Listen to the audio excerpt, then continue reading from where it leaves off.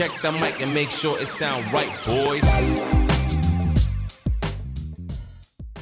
Salut, moi c'est Alex Les Bons Plans, je suis auteur, blogueur, entrepreneur et fondateur de Voyage en Français, une agence spécialisée dans le voyage et les activités touristiques francophones. Nous éditons des blogs d'infos et de bons plans pour vous aider à préparer au mieux votre voyage aux États-Unis et notamment à New York.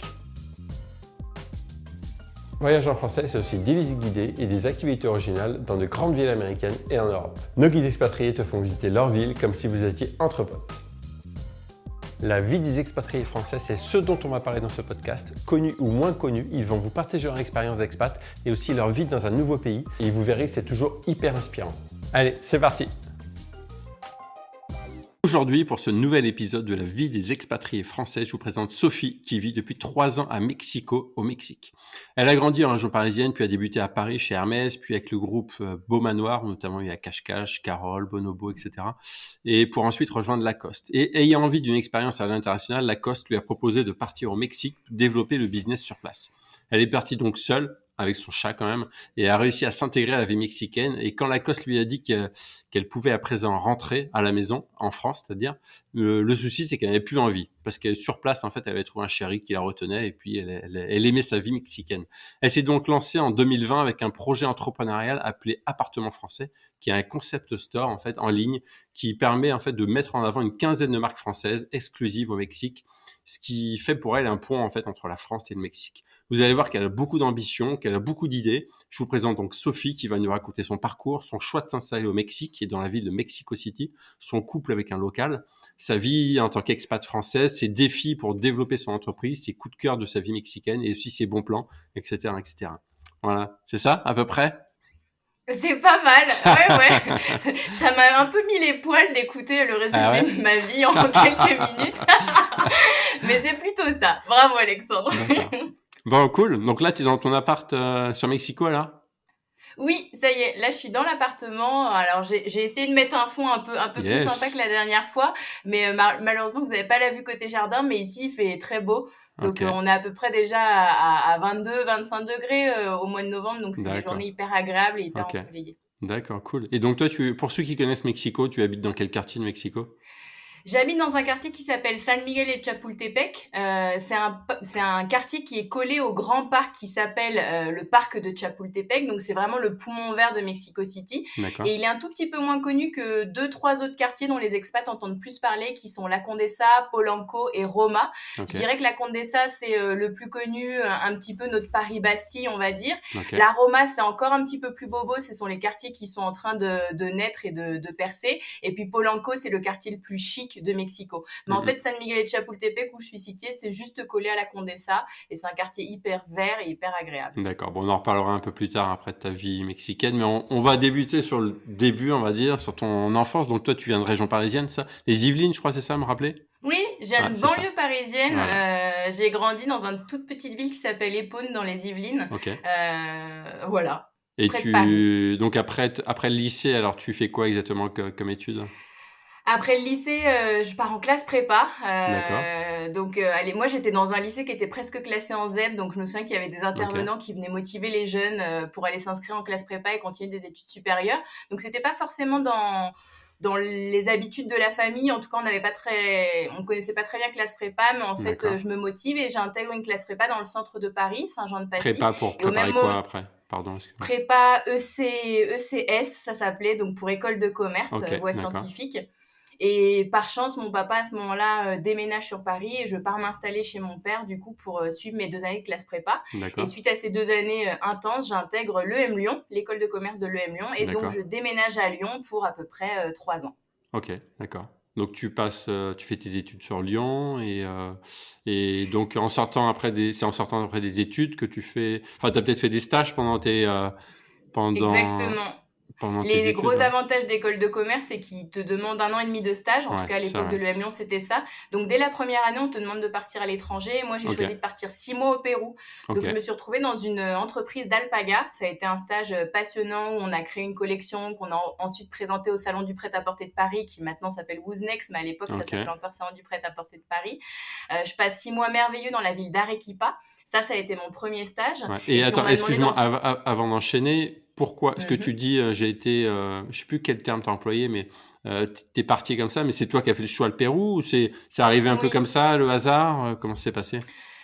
Honnêtement, j'étais déjà nulle en géographie et je m'étais juste dit: «Tiens, ça sonne hyper exotique le Pérou». Je savais qu'il y avait beaucoup de textiles, qu'il y avait le coton-pima et donc je m'étais dit: «Tiens, le Pérou, ça pourrait être sympa». Mais si tu me demandes d'où vient l'idée ou pourquoi, j'en ai aucune idée. D'accord. Mais à l'époque, dans l'école de commerce, il y avait quelqu'un qui était responsable de l'associatif et qui créait des liens justement entre des chefs d'entreprise péruviens et des étudiants d'école de commerce pour justement booster un peu ces entreprises en leur envoyant des stagiaires français. Et donc, j'avais été mise en contact avec une entreprise d'alpaga de cette façon-là. Maintenant, quand je suis partie, honnêtement, je savais pas du tout où j'allais, je savais pas dans quelles conditions. Il fallait quand même à l'époque, parce qu'on se parle de ça, c'était il y a 10 ans, donc les jeunes, si, commençaient à partir à l'étranger, mais pas autant que la nouvelle génération qui, depuis tout petit, veut déjà être entrepreneur à 20 ans et partir. Et donc, du coup, c'était un peu couillu, on va dire, d'avoir envie de partir au Pérou à 22 ans. Et pourquoi dans le textile? Alors, parce que finalement, après, t'as enchaîné encore sur le textile. C'est parce que depuis toute petite, t'aimais ça, le textile, ou c'est arrivé comme ça, un peu au hasard? Non, pour le coup, j'ai toujours dessiné, j'ai toujours peint, j'aimais coudre. Je pense que j'ai beaucoup hésité avec une carrière de styliste parce qu'à l'époque, quand on est petite fille, on a envie de fabriquer des collections de vêtements. Et puis, en fait, en avançant dans le parcours, j'ai compris que j'avais pas envie de créer des collections de vêtements, mais j'avais vraiment envie de travailler dans la mode. Et donc, des métiers plus comme acheteuse, chef de produit, c'est ce qui m'a rapidement attiré mon attention. D'accord. Donc, tu fais ce stage au Pérou. Après, tu reviens sur Paris, enfin sur Lyon pour le coup. Et Je reviens sur Lyon. Ouais. Et après, donc tu fais un autre stage, non, après? Ensuite, je fais un autre stage, je rentre en bureau de tendance chez Peclers Paris. Ça aussi, c'est un petit monde, c'est un monde dont j'avais entendu parler lors d'un de mes cours. D'accord. Bureau de tendance, c'est du consulting pour n'importe quelle marque. C'est pas forcément dans le textile, ça pourrait très bien être dans l'agroalimentaire, mais dans mon cas, moi, j'étais rattachée à tout le secteur textile. Et en fait, c'est du consulting en positionnement de marque, en image de marque, en structure de collection, en sélection produit. Donc, on fait vraiment appel à des bureaux de tendance extérieurs pour venir driver les collections d'une marque, par exemple comme Lacoste. Elle pourrait très bien faire appel à un bureau de tendance et lui dire: aide-moi à construire mes collections N+1, N+2. Donc je passe par Peclers et puis mon dernier stage il sera chez Hermès en tant qu'assistante chef de produit dans la petite maroquinerie. Un stage que j'ai trouvé vraiment sans piston. Hermès est très, très ouvert, je crois, comme maison à l'ensemble des profils et des écoles, et pas du tout élitiste dans sa manière de recruter. Au contraire, il cherche des gens qui sont plutôt humbles, très envie d'apprendre, passionnés de savoir-faire. En tout cas, ça a matché et je fais 6 mois de stage chez eux. Et puis c'est pas tout, j'entrecoupe ma scolarité, je pars 6 mois à Milan en échange universitaire pour apprendre l'italien, parce que comme j'avais déjà très envie de travailler dans la mode, je me dis allez, Sophie part en Italie. Et puis je coupe aussi ma scolarité en faisant presque un an de tour du monde. Qui était un projet que j'avais vraiment envie de faire avec un ex-partenaire de l'époque, et on part comme ça faire vraiment un tour du monde et on va dans 16 pays pendant presque un an. D'accord. Et ce projet de tour du monde aussi a été bien préparé en amont, c'était pas un truc comme ça fait à l'arrache?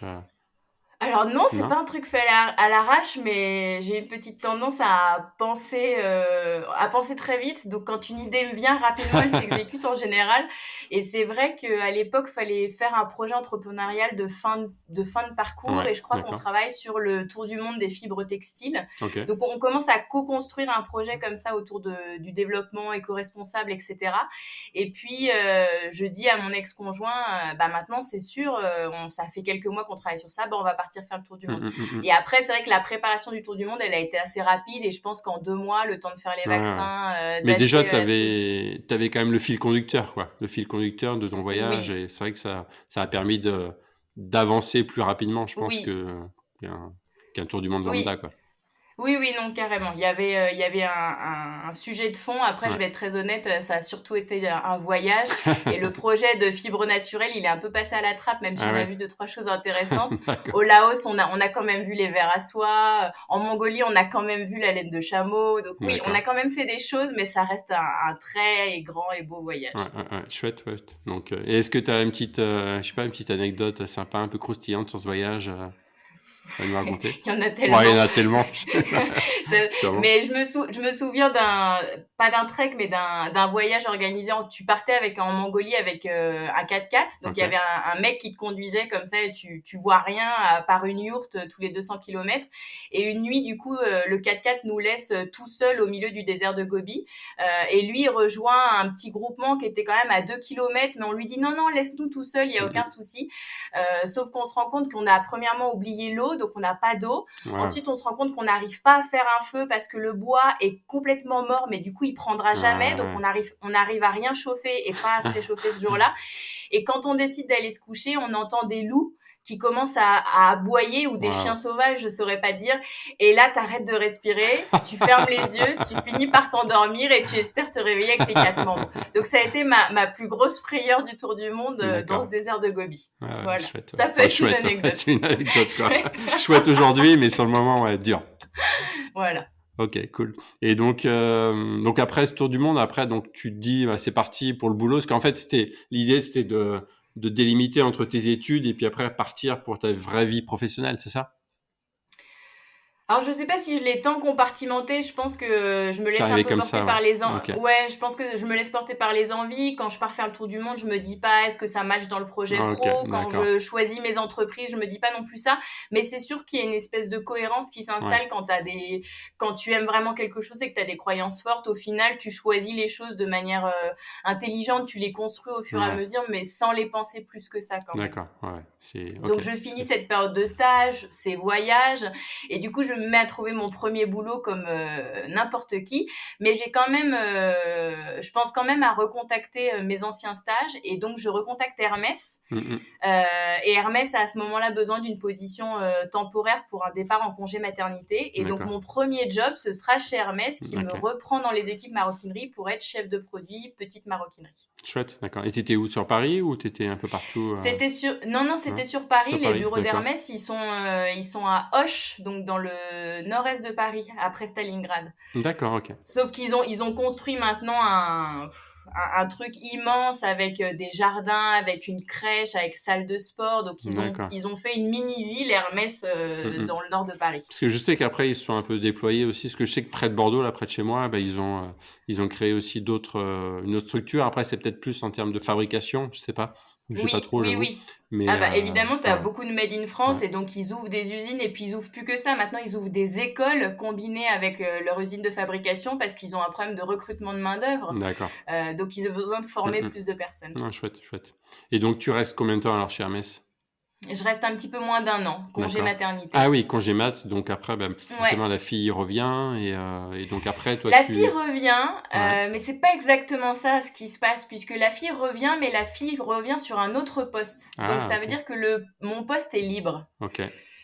Et donc, du coup, mon boss de l'époque me dit, le poste est pour toi. Et là, dans ma tête, je dis non, et je lui dis, écoute, j'en ai pas envie. J'en ai pas envie parce que à ce moment-là, quand on a 25 ans et qu'on commence sa carrière chez Hermès, et c'est un petit peu ma critique du luxe, et pourtant j'y suis retournée, et j'aime beaucoup cet univers-là, c'est que c'est quand même des métiers chef de produit où tu es très cadré, tu es cadré évidemment par une direction artistique, et donc du coup ce sont des jobs qui sont très procéduriers, qui sont pleins de rigueur, tu apprends beaucoup, c'est pas ça le propos, mais à ce moment-là, à 25 ans, j'ai envie d'autre chose. Ouais, c'est pas envie d'un boulot comme c'est trop procédurier pour toi, en fait, c'est ça. C'est trop procédurier, il y a trop de règles, il y a trop de... T'avais plus envie de liberté, d'indépendance, c'est ça. J'avais rêvé ma vie autrement, et j'avais notamment rêvé ma vie en allant négocier en Chine des poignées de dollars. En tout cas, j'avais en tête le métier d'acheteuse, et j'avais bien compris que chef de produit chez Hermès, c'était pas acheteuse. Et il y a quelque chose que je critique un peu dans le luxe, mais je trouve ça très intéressant, c'est que le luxe a des facilités, c'est-à-dire que la question du prix, par exemple, on l'a pas dans le luxe. Peu importe le prix d'un produit, on sait qu'il va se vendre. Et donc, comme on n'a pas ce problème et cette pression du prix, de la clientèle, et qu'on n'a pas non plus un problème de timing, parce qu'on s'en fiche de sortir des produits rapidement. Chez Hermès, on prend le temps. Moi, j'ai vu des développements produits qui duraient plus de 2 ans, parce que techniquement, ils n'arrivaient pas à mettre au point, et jusqu'à ce que le produit soit parfait, on le sortait pas. Mais du coup, ces facilités, entre guillemets, que peut avoir le domaine du luxe de par le positionnement de marque, font qu'il y a beaucoup moins de challenges, ou en tout cas, les challenges sont pas les mêmes. Et moi, j'étais vraiment dans cette idée que je voulais travailler dans la mode pour avoir des challenges à moindre prix. Je veux faire des produits très beaux qui puissent être accessibles à un plus grand nombre. Donc, j'avais une idée de la mode qui était un petit peu plus qui incluait plus de monde, qui était moins élitiste. Et donc, à ce moment-là, je décide d'en partir. C'est bien, enfin c'est bien, je trouve ça bien, moi je trouve ça fort de pouvoir refuser un poste en plus chez Hermès, un super poste, etc. Et de se dire non, c'est pas ce que je veux, et de savoir exactement ce que tu veux et d'écouter ton cœur quoi finalement, et c'est chouette. Mais alors, je l'ai pas tant écouté que ça mon cœur, parce que une fois que j'ai dit ça à mon boss en lui disant je ne veux pas du poste, mon boss il est un peu tombé de sa chaise et il m'a dit réfléchis Sophie, et il m'a dit je pense que tu fais une erreur, je pense qu'on refuse pas un poste chez Hermès. Et puis j'avais la pression de ma famille qui m'a dit mais Sophie, comment tu peux refuser un CDI chez Hermès, prends le temps ensuite de réfléchir à ce que tu veux. Donc, bon an mal an, je reviens la tête basse en lui disant bon j'ai réfléchi, je tiens compte de tes conseils et je vais me positionner pour le poste. Autant te dire, Alexandre, qu'on ne m'a jamais donné le poste. Parce qu'ils ont dû se dire, elle en veut pas vraiment. On va aller chercher quelqu'un qui le veut vraiment. Donc, du coup, ils m'ont pas donné le poste. D'accord. Et c'était une super fin parce qu'au final, j'en avais pas envie. Et c'est là que je trouve mon deuxième poste qui sera acheteuse chez Morgan dans le groupe Beaumanoir. D'accord, ok. Et donc là, chez Morgan, donc tu restes 1 ou 2 ans, c'est ça? Non, un petit peu plus. Je reste 3 ans chez Morgan. Ok, d'accord. Et ça se passe bien, ça se développe comme tu veux? Ça a été une expérience incroyable, mais pour une raison, je dirais assez simple, c'est que j'avais une boss incroyable. Qui s'appelle Christelle et qui a été pour moi un mentor et je pense le premier mentor dans ma vie professionnelle, puisqu'elle m'a vraiment elle a eu à cœur de tout m'apprendre sur les achats, et là je parle plus de négociation prix, mais je parle aussi de technique, je parle de mise au point produit. Elle m'a vraiment fait rentrer dans le métier des accessoires et elle a eu à cœur de me transmettre le plus possible, donc ça a été une expérience pro magique à ce niveau-là. Et qu'est-ce qui fait que ça a duré 3 ans et pas plus alors? Pourquoi tu n'y es pas encore? Parce qu'au bout de 3 ans j'ai fait le tour. J'ai fait le tour et que à ce moment-là, Morgan, ça reste une marque difficile avec des résultats compliqués qui vient d'être achetée par le groupe Beaumanoir parce que c'est une marque qui a été en faillite. Je crois dans les années 2005, si je dis pas de bêtises. Donc c'est une marque qui est rachetée par un groupe qui continue d'avoir des résultats financiers difficiles. Donc il n'y a pas énormément d'évolution possible. Et là, je parle plus de salaire, par exemple, chez Morgan. Et comme j'avais fait le tour, je dis à ma boss... je lui dis je vais arrêter, mais je vais arrêter alors que j'adore mon poste, mais je vais arrêter parce que je sens que je suis plus stimulée, parce que je vois pas où je peux aller. Et à ce moment-là, une idée me vient en tête, c'est d'être maroquinière. D'accord, ok. Donc je me dis, c'est-à-dire de créer, d'avoir ton propre produit, d'accord. Complètement, de fabriquer les sacs. Et donc je me mets à chercher des écoles pour jeunes adultes dans la ville de Paris pour pouvoir faire une formation accélérée jeunes adultes maroquinières. Je passe des concours, etc. Et aucune école me prend. C'est déjà hyper à la mode à Paris dans ces années-là d'avoir envie de faire un truc avec ses mains, un peu le cliché du je sors de la carrière post-école de commerce pour faire un truc plus manuel. Et donc la liste d'attente est très longue, il y a énormément de candidats et je suis pas prise. Et je me dis qu'est-ce que je fais? Et je dis je pars voyager. Et donc, je repars pour 3 mois, voyager ce coup-ci toute seule avec mon sac à dos. Et je pars Asie du Sud-Est, donc je fais Indonésie, Malaisie, Birmanie, Singapour. Voilà, je crois que j'ai fait le tour. En rapport avec... t'essayes de lier un peu le rapport avec le textile ou pas spécialement? Non, là, je lis plus rien du tout, je me fais plaisir. Non, donc là, je pars voyager vraiment pour voyager. Et juste avant de partir, 2 semaines avant d'embarquer dans mon premier vol, j'ai quelqu'un qui m'appelle, et c'est quelqu'un qui avait travaillé avec moi chez Morgan et qui maintenant était chez Lacoste, qui s'appelle Carole. Et Carole me dit Sophie, j'ai su que tu travaillais plus chez Morgan. J'ai dit non, en effet. Et elle me dit j'ai un poste pour toi. Et je lui dis alors oui, mais par contre, je pars voyager 4 mois. Elle m'a dit, si tu peux raccourcir un peu ton voyage et que si tu pars que 2 mois et demi, le poste, il est pour toi quand tu rentres. D'accord. Donc, deal... Et je signe...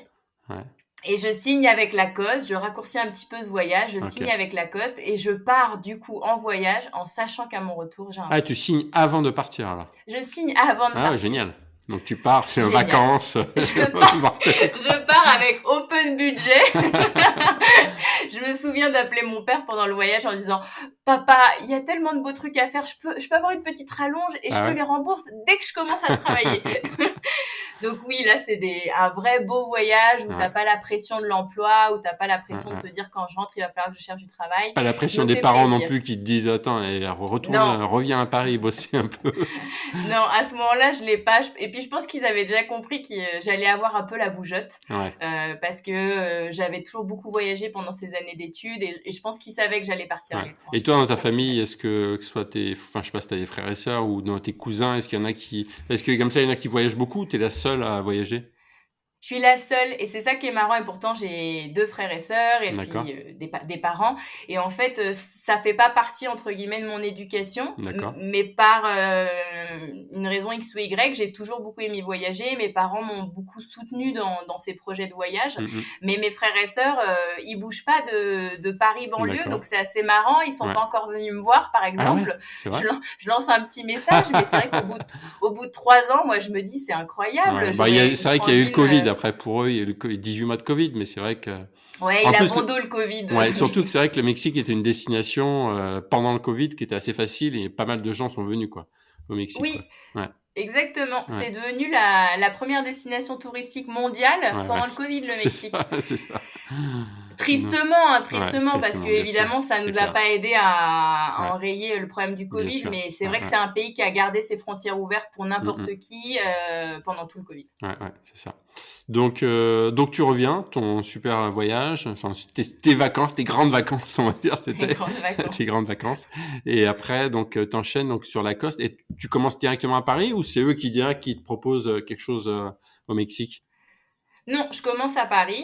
Je vais travailler 2 ans pour Lacoste Paris avant de partir au Mexique. Donc, mon poste est à Paris et je rejoins les équipes distribution Europe en tant que merchandiser. Merchandiser, il faut savoir que ça n'a rien à voir avec visual merchandising, ça n'a rien à voir avec l'agencement des boutiques. Être merchandiser, c'est s'occuper des sélections produits pour un marché. Donc, en l'occurrence, si on parle de l'Europe, il fallait que je m'assure que les équipes de développement produit développaient des collections qui étaient pertinentes pour les marchés dont je m'occupais. Et là, pour Lacoste, on parle de 3 marchés phares qui sont la France, le Royaume-Uni et l'Allemagne. D'accord, ok. Chouette. Donc, c'est beaucoup de relationnel, de commercial. Il y a une casquette très commerciale parce qu'on travaille beaucoup avec les équipes wholesale. En rendez-vous client avec les gros key accounts, par exemple, je te parle de JD Sport au Royaume-Uni, qui était le plus gros client Lacoste Sport au moins pendant les années où j'étais sur place. Ça serait un Macy aux États-Unis, ça serait un Corte Inglés en Espagne. Ce sont ce genre de clients-là avec lesquels on travaille pour s'assurer que les collections sont adéquates pour eux aussi. Donc toi, tu dois te rendre sur place pour voir que tout se passe comme il faut, que tout est placé comme il faut, mais au bon endroit, etc. Ouais, alors je m'assure surtout pendant les rendez-vous d'achat de présenter les collections, de véhiculer qui mettent bien les nouvelles collections, etc. Exactement, de véhiculer la stratégie de la marque et de m'assurer que les achats sont faits en fonction. Donc on travaille main dans la main avec les équipes wholesale. C'est à la fois du feeling produit et beaucoup de commercial. Ouais. Donc là, tu fais, je pense, du super boulot. Ils sont contents de toi et ils se disent, ils veulent développer le marché mexicain, c'est ça? Alors, le marché mexicain, il a toujours été très fort et avec beaucoup de potentiel, mais il a toujours été bancal. Il a toujours été bancal parce que c'est un marché sur lequel Lacoste a toujours eu du mal à travailler. Donc, ils avaient à ce moment-là mis en place un CEO étranger, italien. Et donc, je pense qu'ils avaient vraiment à cœur d'aligner les process. Et c'est dans cet état d'esprit-là qu'on m'envoie. Et c'est pour ça qu'on envoie une Française du siège. C'est qu'on se dit, bon, elle a passé 2 ans sur l'Europe, sur le marché numéro 1 de Lacoste. Elle connaît parfaitement les process qu'on a mis en place dans les achats, dans les sélections produits. Et ben, elle va aller faire la même chose dans les équipes Mexique. Donc, c'est pas qu'il fallait développer le marché. C'est pas tant ça. Il fallait structurer le marché. Recadrer un peu le marché pour être sûr d'être dans la lignée qu'il voulait. Exactement. Ok, d'accord. Et donc toi, quand on te propose ça, qu'est-ce que tu te dis dans ta tête? Banco direct ou tu te poses des questions ou... Non, banco direct, mais 2 anecdotes. La première, moi j'avais dit que je voulais bien partir n'importe où. Donc on aurait pu me dire la Corée du Sud. D'accord. Ils savaient que tu étais ouverte à voyager si besoin. D'accord. Exactement. J'avais très envie d'une expérience à l'étranger. À ce moment-là, j'étais célibataire et je pense que j'étais dans la bonne tranche d'âge pour me dire allez, on y va, la fleur au fusil. C'est-à-dire, t'avais quel âge? T'avais petite trentaine? J'avais 20... oui, c'est ça. J'allais avoir 30 ans. D'accord. Donc, j'étais dans le moment, je crois, parfait. À la fois, tu commences à avoir un petit peu de maturité pro et un peu d'expérience, mais pas trop non plus. Donc, pour eux, en tant qu'expat, tu leur coûtes pas trop cher pour qu'on décide de t'envoyer. C'est un peu la bonne tranche d'âge et le bon profil à ce moment-là. Voilà, t'as pas le mari, les enfants à gérer, enfin les écoles, etc. Donc, c'est beaucoup plus simple quoi, pour eux. Quoi. Exactement. Donc, je leur dis, ça peut être n'importe quel pays. Et l'anecdote, c'est qu'on me propose d'abord le Panama. Ok. Donc, on me dit, Sophie, ça sera le Panama. Et je dis, super, le Panama. Et donc, le lendemain de mes 30 ans, je me souviens très bien, j'embarque dans un vol en business class, s'il vous plaît. Et je pars au Panama pour découvrir le marché, pour trouver mon logement, pour rencontrer les équipes sur place. Et en fait, ils montaient une petite structure parce que c'était une JV avec une entreprise partenaire et ils voulaient mettre une petite structure Lacoste maison avec un CEO, un responsable achat, un responsable distribution, un responsable retail. Et donc, on m'envoie dans ce cadre-là. Je trouve mon appartement, je signe mon appart, je paye les premiers mois de loyer, je rentre en France. Et 2 semaines après, tombent les Panama Papers et dedans est évoquée l'entreprise avec laquelle on devait monter cette structure. D'accord. Et donc, on me dit, Sophie, le projet est annulé. D'accord. Et là, pour le coup, l'appartement, enfin, la thune que tu avais mis pour l'appart, c'était quoi? C'était ta thune perso ou c'était la thune de Lacoste? Non? Alors, à ce moment-là, c'était ma thune, c'était mon argent. Et donc, je dis à Lacoste, très bien. Je leur dis, par contre, j'ai payé 2 mois de loyer au Panama. je viens de résilier mon bail à Paris. Et je n'ai techniquement plus de travail dans l'équipe Europe dans laquelle j'étais parce que vous venez déjà de donner mon poste à quelqu'un. Donc, j'ai dit, on fait quoi? Donc, ils m'ont remboursé mes 2 mois de bail, mes 2 mois de loyer qui avaient déjà été payés. Ils m'ont dit, essaye de récupérer ton appart parisien, sinon on te paiera l'hôtel. D'accord. Jusqu'à ce que tu récupères un appartement. Et ils me disent, et je leur dis, me dites pas qu'avec tous les pays dans lesquels vous êtes présents, vous n'avez pas un poste similaire pour moi dans lequel vous pouvez m'envoyer. Et donc là, t'étais en mode, s'il vous plaît, laissez-moi partir, quoi. En fait, je leur ai dit, en fait, j'ai déjà les valises de fête, donc de toute façon, je vais pas les défaire. Donc, à ce moment-là, c'était soit vous m'envoyez dans un autre pays, soit malheureusement, on signe une rupture conventionnelle parce que je pourrais pas faire marche arrière. Quand tu as déjà annoncé à la planète entière que tu partais, c'est difficile de dire, finalement, je vais rester un peu. Et puis surtout à toi-même, quoi. Surtout à toi-même qui étais déjà prête à partir. Surtout ça, c'est même pas les autres, c'est surtout toi, quoi. Dans ta tête, quoi. Et donc, ils réfléchissent, ça prend un petit peu de temps. Et en fait, ils m'enverront, ils me disent, ce sera le Mexique. Et je dis, ok, très bien. Mais le Mexique avait une petite difficulté, c'est que c'était un plus gros marché. D'accord. Et donc, pour moi, pour mon âge et pour mon niveau d'expérience, le défi était plus gros. Ok, d'accord. Le défi était plus difficile. Donc, il m'y envoie, mais en se disant, Sophie est quand même jeune. Sophie est quand même jeune pour prendre le poste. D'accord, ils n'étaient pas sûrs d'eux. D'accord. Toi, tu étais sûr de toi, par contre? Oh, moi, j'étais... Posez pas de questions. Je crois que je me posais pas de questions. J'ai eu mal au ventre pendant très longtemps et j'ai eu mal au ventre avant de partir. Mal au ventre dans le sens stressé, tu veux dire? De stress. Maintenant, te dire que ça me retient, non. Je pense que... Et je le dis souvent si à mon époux. Si t'as confiance en toi, c'est top, quoi. C'est top. Alors, j'ai pas que confiance en moi. J'ai confiance dans les gens qui me recrutent. Et je considère qu'on travaille pas tout seul. Moi, j'appartiens à une équipe. J'ai quelqu'un au-dessus de moi. J'ai des gens qui m'entourent. J'ai des RH. Et à un moment, si on se dit, on envoie Sophie et qu'on lui donne les moyens d'y arriver parce qu'on la drive correctement, parce qu'on fait des points réguliers, parce qu'on l'entoure, il y a aucune raison que ce soit un défi qui soit pas réussi.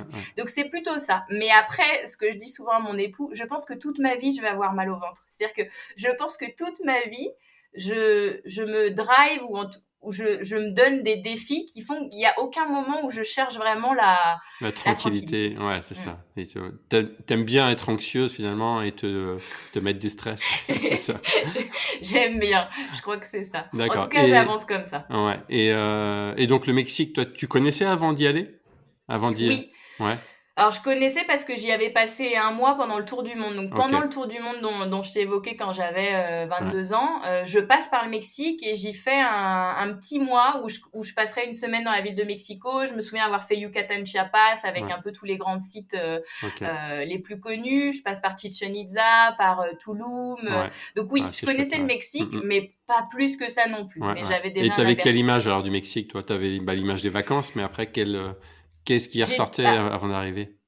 Moi, j'ai toujours pensé du Mexique que c'était la destination parfaite de voyage parce que c'est un pays qui mélange à la fois un climat incroyable, Ouais. richesse gastronomique, richesse des paysages, richesse culturelle. Et donc, du coup, que tu veuilles faire de l'histoire, aller faire des sites mayas Mm, mm. précolombiens ou si tu veux aller à la mer, le Mexique, c'était la destination parfaite. Ouais, ouais. Donc, j'ai toujours trouvé que c'était un pays qui réunissait tellement de trucs positifs que c'était vraiment un pays numéro un quoi, dans ma liste. D'accord. Donc Ok. c'est vrai que quand on m'annonce le Mexique pour aller y vivre, je me dis très bien, pays merveilleux. Et en plus ce que je pense, et là par contre je me suis trompée, c'est que je me dis c'est une culture dont je suis proche, parce que c'est une culture latine. Ok. Et ça c'est faux, ça c'est Ok. faux, ça n'a Ouais, rien ouais. Pour moi on est beaucoup plus éloigné d'un Mexicain que par exemple d'un Espagnol Ouais, ouais, ouais. ou Ouais, le je sais. Mexicain, pour moi, après, enfin, je sais pas, tu diras autre chose, mais moi, j'ai été juste dans le Yucatan, j'ai pas été à Mexico City, mais pour moi, le Yucatan, en tout cas, les Mexicains, ils avaient beaucoup de choses d'américains, en fait, en termes de Oui, services, etc. Ça ressemblait beaucoup plus à l'Amérique du Nord qu'aux Européens, ouais, comme tu dis. oui, oui, t'as raison. Ouais, L'influence, elle est ouais, beaucoup plus forte ouais, Amérique du Nord que par exemple Amérique du Sud. ouais, Non, non, et encore moins Europe. Donc, ouais. même si on a une forte présence espagnole. Donc, ce que tu sens quand tu arrives au Mexique, c'est que tu pensais être très proche d'une culture latine, donc tu allais te ressembler avec ces gens-là, Ouais. que ce soit dans la manière d'avoir des relations amicales ou dans le pro. Et en fait, pas du tout. On est beaucoup plus éloigné que ce qu'on pense. Ok. Et donc, tu prends tes billets, tu prends ton avion, t'atterris à Mexico. C'est quoi ton premier regard, ton premier jour sur Mexico? Il Est-ce fait que tu te beau, rappelles? Tu te dis, waouh, il fait chouette. beau. Il fait très très beau. En tant qu'expat, je suis accueillie dans des très bonnes conditions. Donc, bien évidemment, ça participe au mythe ou en tout cas au côté très agréable du voyage. Mais Mm. au-delà de ça, j'atterris dans un pays où il fait beau. Et après, moi, j'adore la ville de Mexico, mais c'est une ville qui grouille, qui vit, qui est bruyante. Mais tu vois ces petites échoppes de tacos partout. C'est des villes qui sont très très colorées, Il y où a tu as combien beaucoup de d'habitants à stands de Mexico? rue. Ah, tu sais Je pas? veux pas te dire Ok. de bêtises. Mince, j'ai oublié de Ouais. réviser. Bah, je les cherche Non, en je même veux pas. temps, vas-y, pendant qu'on parle. Cherche en même temps Ouais, plutôt vas-y. Alexandre. Ouais. Mais la ville de Mexico, c'est une ville qui est très très étendue. C'est des villes tentaculaires en fait. Donc pour traverser le Mexique la ville de Mexico de bout en bout, Ouais. c'est pas Paris, c'est pas Londres non plus, même si c'est Ouais. très grand. On se parle de, je sais pas, je pense que je mets Bah, 3 heures pour aller de bout en ouais. bout. Donc, c'est 8,8 millions d'habitants, plus qu'à New York même, tu vois. Ville de Mexico City, ouais. Donc, c'est énorme, ouais. Merci, Énorme. merci Alexandre. Je promets de m'en souvenir. Donc voilà, je vois une ville qui bouge et qui vit beaucoup avec beaucoup d'activités de rue. Je pense que ça Ouais. sera ça ma première impression. D'accord. Et donc, l'appartement, tu te le cherches au départ, tu te prends un hôtel au départ et tu le cherches Je assez me, rapidement? je me le cherche pas, on m'aide à le Ah, chercher, d'accord, cool. donc je suis très très bien Top. entourée. On m'envoie à Lilton pendant 2 semaines. Voilà, c'est vraiment des conditions de rêve quand tu arrives en tant qu'expat au Mexique.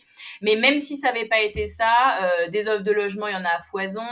Le marché du logement est évidemment beaucoup moins cher. Je pense on divise par 3 à peu près. Ah ouais, Donc par 3, d'accord. Ouais, forcément, c'est incomparable ce ouais, que ouais. j'aurais pu Mais trouver le toute seule dans tous logement les est cas. divisé par 3, mais les salaires sont divisés par 3 également. Oui, oui, Ouais, t'as c'est ça, raison. Mais pas forcément. en expat. Mais pas Oui, en voilà. Non, expat. mais c'est ce que j'allais dire après. Voilà. Toi, en tant qu'expat, tu arrives avec ton salaire d'expat ou t'as même une prime supérieure à... Enfin, après, c'est Je... peut-être Non, non, non, indiscret, hein. non, non, non, non, non, non, mais je me dis, quelqu'un qui écouterait ça, il faut qu'ils se disent quoi. Moi, en prenant un poste de manager, Ouais. responsable des achats, alors qu'avant j'étais dans l'équipe achat, j'ai augmenté mon salaire de 15%. Ok, d'accord. Avec tout un package d'expat. Ouais, Donc, ça comprend le loyer, ça ouais, comprend l'assurance à l'étranger qui coûte très cher. Donc, du coup, tu peux être soigné dans les meilleurs hôpitaux, etc. Ça comprend mes déplacements en taxi. Donc, ok. je ne me suis déplacée qu'en taxi. De ton Et ça logement comprend au au client, travail, à mon etc., au lieu de travail. Ok, ouais, voilà, ou à mon d'accord. lieu de travail, Ouais, des allers-retours fréquents en France et ok. plus de vacances que les locaux. Parce que ça, c'est un point, le sujet Ouais, des vacances au Mexique, dont on pourra parler, mais il y a ouais, très peu de vacances au Mexique. d'accord. Donc, quand tu arrives dans ces conditions-là, c'est incomparable. Maintenant, pour donner des chiffres ou vraiment pour poser les choses, je pense qu'un salaire moyen au Mexique, mais qui est déjà un salaire tout à fait correct, vraiment tout à fait correct, on est autour de 30-40 000 pesos. Donc, disons qu'on est sur du 1 500 €. net. D'accord, ok. Et avec 1 500 € net, donc on va dire 40 000 pesos, bon, c'est déjà pas mal, hein, mais à 35 ans ou à 30 ans, tu peux imaginer gagner, sans être expat, 40 000 pesos au Mexique. Et ensuite, un loyer, une coloc, ça coûte 5 000 pesos. Dans un très bon quartier, une belle chambre avec une salle de bain, 5 000 pesos. Donc pour 200 €, tu as ton loyer. Donc tu vois, quand on regarde un peu le coût des tiers, quand tu gagnes à Paris 3 000 €, on te dit dépense 1 000 dans ton loyer. Bon, au Mexique, tu gagnes 1 500 €, mais tu n'as besoin que de 250 € pour te loger. Ok, d'accord, chouette. Donc tu arrives dans les bonnes conditions. Et avant de parler un peu de ta vie perso sur place au Mexique, en tant qu'expat, en termes de boulot, tu arrives à développer comme tu veux le business de Lacoste? C'est dur. C'est dur pour plein de raisons. C'est dur, premièrement, parce que j'arrive dans des équipes mexicaines. Donc, même si je parle espagnol et je parle plutôt bien, c'est pas suffisant quand tu veux rentrer dans du très technique. Et au quotidien, je suis plutôt à expliquer des achats et donc je suis plutôt assez technique quand je leur explique. Et les messages passent pas tout le temps. Est-ce que eux, après, ils te regardent pas un peu de travers en disant, attends, la petite Française, là, elle arrive, elle a à peine 30 ans et elle va nous dire ce qu'on doit faire. Est-ce qu'il n'y a pas de ça un peu peut-être? Non. Non, il n'y a pas de ça, et pour une simple raison, c'est parce que si on va plus dans les profondeurs de l'histoire du Mexique, c'est un pays qui a été envahi par des Français, ensuite par les Espagnols, mais c'est un pays qui s'est jamais autocontrôlé avant très longtemps. Et donc du coup, il a toujours souffert d'un sentiment d'infériorité vis-à-vis du colon. Et c'est vraiment, c'est pas moi qui le dis, c'est ce que tu ressens chez les Mexicains. Et donc pour eux, quand ils voient un étranger, techniquement, ils ont plutôt un complexe d'infériorité au lieu de penser et pourquoi lui il est là au lieu de moi. Ils ont plutôt tendance à penser que oui, tu es meilleur qu'eux et que c'est justifié, etc. Et après, il y a une autre chose, c'est que l'approche qu'ils ont vis-à-vis des Américains est complètement différente vis-à-vis des Français. Les Français sont extrêmement bien perçus au Mexique. Et donc, autant vis-à-vis de l'Américain, tu pourrais avoir un petit peu un amour-rejet, mais avec le Français, il y a vraiment de l'admiration. Donc, les Mexicains sont plutôt très, très heureux d'avoir un étranger, de pouvoir échanger avec lui, de pouvoir en connaître un, de parler quelques mots en français. C'est vraiment plutôt ça la façon dont on m'a reçu.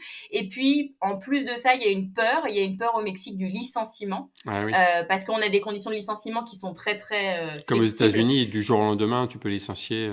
Tu peux licencier du jour au lendemain. Normalement, tu licencies avec 3 mois de salaire, plus 1 mois par année d'ancienneté. Ça, c'est un peu officiellement la loi. Maintenant, c'est rarement ce qui est fait. Et en plus d'être rarement ce qui est fait, c'est difficile d'aller s'en plaindre. Donc, si ton employeur, et je pourrais te reparler de la dernière entreprise dans laquelle j'ai travaillé, Forever 21, quand il décide de te licencier, il dit « puis je vais pas te donner les 3 mois parce que j'ai pas envie, ça sera 2 mois, tu veux m'attaquer, je vais te donner une mauvaise réputation et puis tu retrouveras pas de travail. » Et donc, quand j'arrive en tant que Française, ils se disent « elle va nous licencier ». C'est la première chose qu'ils pensent, en fait. D'accord, ok. Je n'ai licencié personne, pour information. D'accord. Non, c'est intéressant. Et et donc tu as du mal à développer. Donc tu restes quoi, 2 ans finalement chez Lacoste au Mexique? Sur Lacoste Mexique, je reste 1 an seulement, c'est un tout an, petit peu plus d'1 an, 1 an et 3 mois, avant qu'on me demande de rentrer en France. La question, elle n'est pas si j'ai réussi à développer, c'est pas tant moi qui développe le business, c'est plutôt les équipes wholesale. Moi, je structure les achats. Donc, est-ce que j'ai réussi à structurer les achats, à structurer l'équipe? Oui. Mais par contre, l'intégration professionnelle n'a pas été si facile que prévu. Je m'attendais à ce que ce soit plus facile parce que c'est ce que je te disais. Je pensais que culturellement, on ressemblait plus à ce pays-là, dans les racines latines. Et en fait, pas tant que ça. Le monde pro, je me suis rendu compte que c'était pas si facile que ça pour moi, avec ma mentalité française, de travailler avec des Mexicains. Et dans les bureaux, tu étais la seule Française, toi? J'étais la seule Française, mais il y avait aussi une Italienne. Ok, d'accord. Parce que Lacoste, ça reste une entreprise française encore aujourd'hui. Oui, complètement. C'est une entreprise française. Ça n'a pas été racheté par si, ça appartient à un groupe suisse, ça appartient à Moss Frères. Ok, d'accord. Mais qui possède des marques comme Gant, Aigle, donc on est quand même sur un groupe très, très franco-français, même si racheté par un groupe suisse. D'accord, ok. Donc, au bout d'1 an et 3 mois, qu'est-ce qui se passe? Pourquoi tu arrêtes avec Lacoste? Au bout d'1 an et 3 mois, j'ai un nouveau CEO qui arrive. Donc ça, c'est un premier changement dans l'équation. Un CEO mexicain avec lequel je m'entends pas très, très bien. Et ce CEO mexicain, il a pas très, très envie d'une jeune fille de 30 ans qui vient de France pour travailler à la direction achat. Et je pense que comme tout nouveau CEO, il a envie de construire son équipe. Et donc, du coup, fort de ce constat-là, on me propose de rentrer en France pour avoir un très bon poste dans une équipe que j'aimais beaucoup, où on me propose d'aller au Canada, où on me propose d'aller en Espagne, toujours dans le groupe Lacoste. Et c'est là que je dis, je suis désolée, c'est alléchant, mais en fait, vous venez de me catapulter avec toute ma vie et toutes mes valises au Mexique, et il est hors de question que je parte du Mexique après 1 an et 3 mois. D'accord. Et donc de là, on décide de signer une rupture conventionnelle avec Lacoste. Donc la fin se passe très très bien parce que moi, je mets vraiment ça sur le compte de j'ai trouvé un conjoint mexicain et je ne souhaite pas rentrer. Donc eux, ils se disent vraiment... ça c'est compréhensible de la part de Sophie, mais le fond du fond, c'est que professionnellement, j'étais pas d'accord de repartir du Mexique aussi rapidement. J'avais personnellement et professionnellement, j'avais investi trop de choses et j'avais trop d'espérance sur le Mexique pour partir comme ça après 1 an et demi au Mexique. C'était trop tôt. J'avais pas encore fini mon expérience. Tu te sentais vraiment bien installé et tu te sentais au moins à moyen terme, peut-être pas à long terme, mais au moins à moyen terme, rester ici et tu ne devais pas partir comme ça du jour au lendemain. Exactement. Et ce que j'ai senti aussi au Mexique qui m'a donné envie de rester, c'est qu'il y avait beaucoup d'opportunités professionnelles. Alors, je vais être un peu... C'est dur à dire, mais pour une étrangère comme moi, c'est-à-dire dans le sens où la tranche d'âge, qui vient de France, le parcours que j'avais à la fois dans le luxe et dans la grande conso, je sentais que j'allais rapidement pouvoir retrouver du travail et du coup j'avais envie d'en profiter. Tu sentais que c'était facile, assez facile.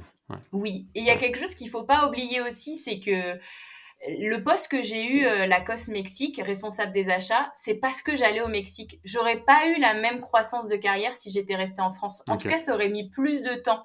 Et donc, du coup, j'ai senti qu'il y avait des opportunités d'évolution professionnelle plus rapides en étant à l'étranger. Et c'est ça qui m'a fait rester en me disant, j'ai envie d'en profiter encore. T'es une vraie ambitieuse et bravo. En tout cas, non, c'est vrai. Non, c'est vrai. T'es ambitieuse. Mais moi, j'aime bien, je pense être assez ambitieux aussi. Et c'est une qualité et bravo, en tout cas. Non, c'est cool. C'est cool. Oui, alors c'est un mot qui est pas toujours bien perçu. Quand tu dis à quelqu'un t'as de l'ambition, on s'imagine plutôt le contre-mot qui serait carriériste avec les dents qui rayent le parquet. Ouais, moi je vois pas comme ça. Mais je suis d'accord, moi non plus je le vois pas comme ça parce que l'ambition que j'ai, elle a jamais été au détriment des équipes avec lesquelles j'ai travaillé ou des gens qui ont été autour de moi. Ce que je sais, c'est que pour moi le boulot c'est une pierre angulaire du fait que j'aille bien. Donc c'est vrai que j'ai toujours donné beaucoup de temps et beaucoup d'envie à m'éclater dans mes projets professionnels. Ouais, et puis tu as envie d'aller toujours un peu plus haut et plutôt que de rester dans ton fauteuil tranquillement, parce que tu aurais pu rester dans ton beau fauteuil Hermès et y rester et puis il va rester toute ta vie ici et puis point quoi. Mais par contre, je veux juste... Il y a un truc que tu dis où je suis pas d'accord. Je veux pas aller toujours plus haut. Dans le sens où aujourd'hui je suis en train de penser à une évolution de carrière qui serait horizontale et on en parle beaucoup, on arrête un peu de dire je veux le poste du dessus, mais je voudrais plutôt changer de cœur de métier par exemple, donc je suis plus en train de penser à des choses comme ça, donc c'est pas que j'ai envie d'aller plus haut, c'est que j'ai toujours envie d'apprendre. Ok, d'accord. Et quand je sens que je suis un peu en haut de ce que je pouvais apprendre, du coup je m'en détourne et je dis et maintenant qu'est-ce que je peux apprendre. D'accord, ok, chouette. Bon, désolé. Je sens que t'as du caractère. Je te laisse pas faire. C'est bien. Un tout petit peu. Donc, tu termines rupture conventionnelle avec Lacoste. T'enchaînes. Donc, tu cherches les postes un peu. Tu trouves assez. Donc, tu rentres sur Forever 21, qui est une grosse marque de prêt-à-porter américaine. Et tu trouves facilement ou comment ça se passe? Alors, moi, je termine Lacoste en décembre 2019. D'abord, je me dis, je vais voyager, parce que quand même, ça m'avait manqué. À chaque fois, un petit voyage. Un petit road trip. Non, mais j'avais pas beaucoup voyagé pendant mes 1 an et demi chez Lacoste Mexique, parce que j'avais beaucoup travaillé. Et donc, du coup, il y avait un petit côté frustré de me dire, maintenant, je vais en profiter. Donc, je pars déjà 1 mois avec ma petite maman voyager au Mexique. Et puis, je rentre 1 mois en France, je pars au ski. Je me fais plaisir. Et je rentre en février et le Covid commence. Ok. Donc non, je n'ai pas trouvé de travail facilement, puisque la crise du Covid a commencé en fin mars, et donc du coup, tout s'est verrouillé complètement au Mexique, pas qu'au Mexique évidemment. On a plutôt on a tout verrouillé, on a fait un gel des embauches, et puis ensuite, on a commencé les licenciements massifs. Donc j'arrive plutôt dans ce contexte-là, et je comprends très vite que je ne vais pas du tout trouver de travail comme je le souhaitais.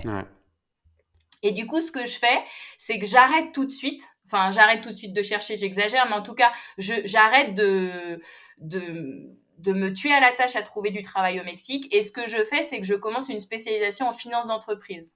D'accord. Parce que toi, là, attends, pardon, avant que tu enchaînes, est-ce que toi, là, justement, rupture conventionnelle, donc t'es quoi? T'es au chômage au Mexique après? Pas T'as le du droit? tout, Non, t'as pas pas le du droit au tout. chômage? Parce Non, qu'après, par j'ai rapport pas à ce qu'il y droit a des aides, après, justement, par rapport au Covid, est-ce que l'État mexicain donne tout de suite des aides ou rien du tout? Non. En Hmm. fait, j'aurais pu rentrer en France et bénéficier du chômage puisque je D'accord. suis partie de la France en Ouais. signant une rupture conventionnelle. Mais par contre, au Mexique, j'avais un contrat local et une rupture conventionnelle ou on va dire une démission. Moi, j'ai signé comme une démission, sauf que je suis partie avec un Ouais. bonus. Et D'accord. donc ça te donne droit à rien du tout au Ok. Mexique. Et donc, je me retrouve avec cette grosse enveloppe financière, mais ce que je savais pas et ce que j'avais pas anticipé, c'est que j'allais devoir vivre très longtemps Ouais. avec cette enveloppe, étant donné que j'allais pas trouver si facilement du travail. Donc, je commence une formation en finance d'entreprise. Je me dis, bon, bah, qu'est-ce que tu peux faire pour mettre à profit ce temps-là? Donc, je fais ça pendant 6 mois, tous les matins, à faire des maths avec ma calculette. C'était hyper intéressant. L'après-midi, je prenais des cours d'italien. Donc, je me remets à l'italien en me disant, bon, bah, ça, je veux l'avoir aussi bien coché sur mon CV. Et les mois passent comme ça pendant quelques mois, donc de mars à juillet, je suis sur ces 2 projets-là, on va dire, qui m'occupent. D'accord. Et puis, bah, en juillet, je rentre en France parce que pendant le Covid, tu pouvais quand même rentrer en France et les avions étaient vides, c'était génial. Et quand je reviens de France, je me souviens très bien, j'achète un carnet de notes de Gallimard, un carnet qui aujourd'hui sera vendu dans la collection. Et plus ou moins, j'écris quelques lignes en disant, bah, aujourd'hui commence une nouvelle aventure. Et cette nouvelle aventure, c'est que je me suis dit, tiens, je vais me mettre à bosser un projet qui crée un lien entre la France et le Mexique, parce que j'avais vraiment un pied en France, un pied au Mexique. Et je me suis dit, tiens, et si je créais un concept store de marques françaises avec toutes les marques que j'adore, ça sera un peu le vestiaire de Sophie. Et je commence ce projet-là début août. Donc, je rentre de France et début août, je me mets à travailler sur ce projet-là, août 2020. Et je commence à contacter toutes les marques, à faire un peu la liste des marques avec lesquelles j'aimerais travailler. Je les contacte via LinkedIn, parce que moi, je travaille 100% avec LinkedIn. Et tu contactes qui alors? Tu contactes les responsables export, les directeurs wholesale, directeurs export, c'est vraiment les commerciaux, mais version export, version internationale. Je commence mes rendez-vous téléphoniques, donc je passe mes journées en rendez-vous téléphonique toute la matinée, parce qu'après j'ai le décalage horaire. Et là, tous les gens me disent, on est emballé, on est emballé, on est emballé. Et alors là, ça me surprend un peu parce que je pensais pas que ça allait être si facile, parce que moi, quand je les appelle, j'ai pas de structure d'entreprise, j'ai pas de marque encore référencée. Ou t'as Ils rien le dit savent. spécialement? Ils le savent, mais en fait, c'est le jeu de, il faut que t'en aies un. Si t'en as un, tu peux ensuite aller alpaguer tous les autres en leur disant, j'ai déjà un tel qui a dit oui. C'est ça. Et très rapidement, j'ai 2 marques qui me disent oui et qui me permettent entre guillemets de donner confiance aux autres. C'est Monsieur Moustache sur les chaussures. Et c'est Maison Labiche. Et comme Maison Labiche et Monsieur Moustache, c'est des marques qui sont hyper à la mode à Paris en ce moment, quand j'appelle les prochains et que je leur dis, et dans les marques avec lesquelles j'ai travaillé, et puis sinon tu dis, ou avec lesquelles je suis en discussion, ce qui ne veut rien dire du tout, si ce n'est que tu as eu un premier call avec eux, il y a un tel, et bah du coup les marques se disent, ah ouais, c'est canon, bon bah du coup nous aussi on est OK. D'accord. Et en fait, la machine, elle s'est un peu emballée. Ça a été beaucoup plus rapide que ce que je prévoyais. Et les marques m'ont dit, bah, si tu veux commencer ton projet en janvier de 2021, il faut que tu viennes au showroom pour faire tes achats parce qu'il faut confirmer les commandes en septembre. Ok, d'accord. Attends, avant que tu enchaînes, est-ce que tu sais pourquoi tout de suite tu as réussi à les convaincre? C'est quoi? Est-ce que c'est le projet qui est vraiment bon ou c'est toi le projet plus toi qui a réussi à être convaincante et montrer que tu en avais envie, que tu avais déjà réfléchi à plein de choses, etc. Et que tu connaissais le marché un peu mexicain également? Alors, il y a 2 éléments de réponse et tu as raison. Le premier, c'est mes 10 ans d'expérience dans le textile. Et certains me l'ont dit, certains m'ont dit, pour moi, j'en ai plein des demandes de gens qui veulent revendre la marque.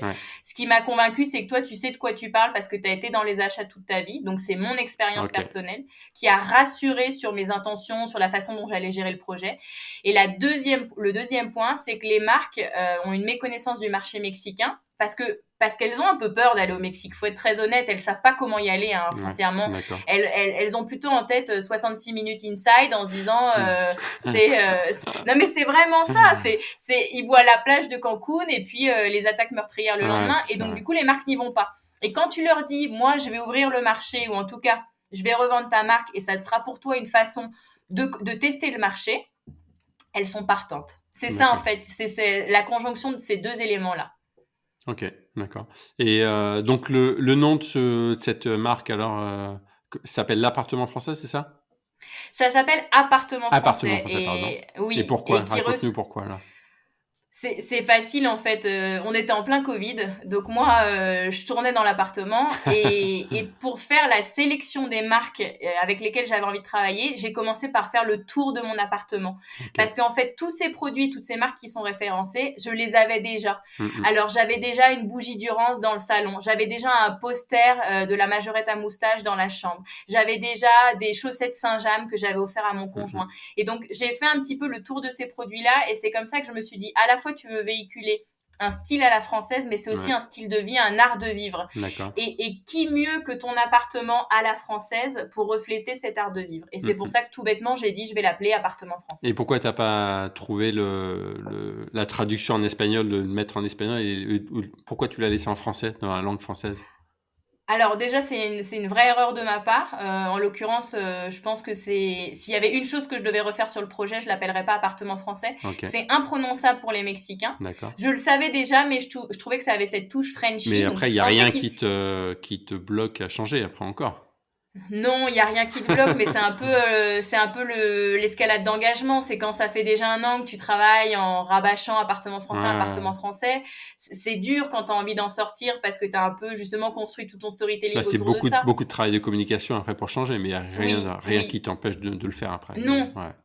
Non, t'as raison. Peut-être qu'à terme, je l'appellerais El Depa Frances, qui est la traduction de appartement français. On dit El Depa Frances. Après, j'avais envie de ce côté chic, parce que c'est ce qui allait faire écho auprès des Mexicains. Donc, j'avais envie de garder une petite consonance française.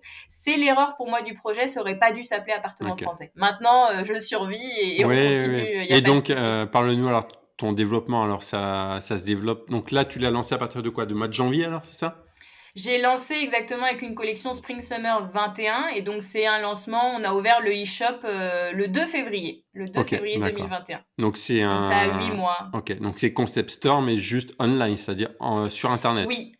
Oui, parce que alors deux choses, Covid font que à ce moment-là, avoir un point de vente physique, c'était pas du tout intelligent parce que très longtemps, ils ont fait fermer les boutiques au Mexique. Et aussi parce qu'en termes d'investissement, trop limité pour pouvoir avoir les reins solides pour supporter un loyer avec des charges fixes aussi élevées. Donc de toute façon, c'était évident pour moi que c'était seulement en ligne pour commencer. Maintenant, évidemment, quand on prône un art de vivre, un style à la française, on a évidemment envie d'ouvrir un point de vente physique pour véhiculer tout ça. Et tu vends donc à qui alors? Co-mexicain ou enfin co-mexicain de Mexico ou un peu partout au Mexique, ou après est-ce que tu peux aussi te déployer finalement comme l'espagnol c'est toute l'Amérique du Sud presque, donc tu peux parler, enfin tu peux te développer dans ces pays-là aussi quoi. Alors, tu pourrais, par contre, après, c'est des contrats de distribution. Donc, moi, j'ai le droit d'exploiter la marque au Mexique. Il y a sans doute des distributeurs qui sont peut-être exclusifs. Peut-être que Saint-James a un distributeur au Brésil qui est déjà exclusif. Dans quel cas, je peux pas arriver avec mes produits au Brésil. Mais dans tous les cas, crois-moi qu'il y a assez il y a assez de travail. Voilà, il y a assez de travail au Mexique. Le Mexique, c'est grand. Ouais. Et donc, j'ai pas du tout envie d'aller sur une autre zone géographique pour le moment. Ouais. Donc, voilà, on reste sur Mexique. D'accord. Et donc là, en termes d'objectifs, est-ce que tu t'étais fixé des objectifs au départ? De vente, Regarde, je m'en suis fixé un premier, c'est de me faire plaisir. Ok, d'accord. Ce qui veut tout dire et rien dire, ce qui veut dire que j'ai très bien conscience que sur des projets de lancement comme ça, en plus on parle de produits qui techniquement sont saisonniers parce qu'on se parle de collection, donc c'est des choses qu'il faut racheter, donc il y a un investissement en cash qui est quand même très important chaque saison. Je sais très bien que c'est un fonds perdu pendant 2 ans. Grossièrement, c'est un petit peu ça. C'est-à-dire que j'ai conscience que ta première saison, tu l'achètes avec de l'investissement propre. Ta deuxième saison, tu réinvestis. Et au mieux, ta troisième saison, tu commences à faire quelques bénéfices qui te permettent de réinjecter ces bénéfices dans tes achats. Donc, j'ai envisagé qu'il me fallait 2 ans pour que cette entreprise, elle soit rentable. Et ça, ce discours, tu le tiens d'où, en fait? C'est toi par rapport à ton expérience? Toi par rapport à est-ce que tu as entendu d'autres entrepreneurs à côté de toi? C'est quoi? Je pense que c'est un mix des deux. C'est le constat que je fais après 8 mois d'opération. Et les perspectives de croissance que je peux avoir sur la fin d'année, l'année prochaine. Et puis, c'est aussi un peu ce que tu entends de discours de jeunes entrepreneurs. Ouais. C'est qu'au final, on sait qu'il y a beaucoup d'entreprises qui, entre guillemets, sont des échecs, dans le sens où elles n'ont pas réussi à un moment à transformer l'essai. Mais il y en a beaucoup surtout qui te disent que toute la difficulté de l'enjeu sur des projets comme ça, c'est de tenir en termes d'investissement pendant les 2 premières années. D'accord. Donc, c'est un mélange des deux. Mais moi, après 8 mois d'exercice, oui, c'est à peu près ce que je me dis. Il est difficile que tu aies une percée si fracassante que ça puisse te permettre un niveau de vente qui soit à la hauteur de l'investissement que te demandent des projets d'importation textile. Parce qu'il faut avoir conscience, c'est un coef que j'aime bien donner. Quand j'achète un produit 1 euro en France, quand il arrive au Mexique, il m'a coûté 1,7. Donc, je multiplie presque par 2. Par rapport à ton travail ou par rapport aux frais de port? Non, même pas. À l'importation. Uniquement l'importation. D'accord. Donc, le fait que tu fasses du fret aérien, tu fasses voler ta marchandise, le fait que tu aies de l'importation quand tu arrives au Mexique, techniquement, tu peux avoir de la douane si c'est pas made in Union européenne. Tu as du réétiquetage parce que tu dois être en ligne avec les normes mexicaines et puis on envoie ta marchandise jusqu'à la zone de stockage. Et tout ça fait que c'est des projets qui sont coûteux. Et donc, je te dirais qu'il aurait fallu que j'ai un niveau de vente où j'aurais commencé le projet et j'aurais dit, soyons honnêtes, je n'arriverai jamais à vendre ça dès ma première saison ou ma deuxième saison. Donc, qu'est-ce que je fais? J'arrête tout de suite. Et c'est là où je te dis, mon objectif premier, c'était de me faire plaisir. C'est-à-dire, j'ai jamais fait ce projet pour être millionnaire. Je pense pas que je le serai un jour avec ce projet. Par contre, je pense qu'il a du potentiel. Oui, il va être rentable. Et oui, je me fais énormément plaisir. D'accord. Et là, toi, ton choix, c'est donc d'acheter, de faire importer et après de vendre ce que tu as, en fait, ce que tu as. Est-ce que tu n'aurais pas pu, sinon, faire un peu le truc inverse où tu prends des précommandes et finalement, après, tu achètes vraiment pile le nombre de sacs qu'il faut, de chaussettes, etc. Alors, si j'avais fait ça, j'aurais fait attendre les clients mexicains 6 mois. Pourquoi je les aurais fait attendre 6 mois? Parce que j'aurais attendu d'avoir un certain niveau de commande pour pouvoir faire une importation. Parce qu'une importation, il y a des minima partout. Il y a des minima sur le fret. Je peux pas faire envoyer 3 paires de chaussettes ou en tout cas, ça va me coûter les yeux de la tête avec DHL. Et de toute façon, des marques compignon sur rue comme un Maison Labiche ou un Saint-James, ils ont pas du tout envie de travailler à la précommande. Ils s'en fichent complètement de clients comme moi. Eux, ils veulent de la commande en ferme et d'ailleurs, ils me donnent des minima de commande qui sont, pour une petite structure comme la mienne, plutôt élevés. Ouais. Donc c'est un peu faut que tu saches que tu veux. Soit je voulais des marques prestigieuses et du coup j'accepte leurs conditions d'achat, ou soit je prenais des toutes petites marques beaucoup plus artisanales comme ce que tu es en train de me dire et dans quel cas oui, j'aurais pu fonctionner à la précommande.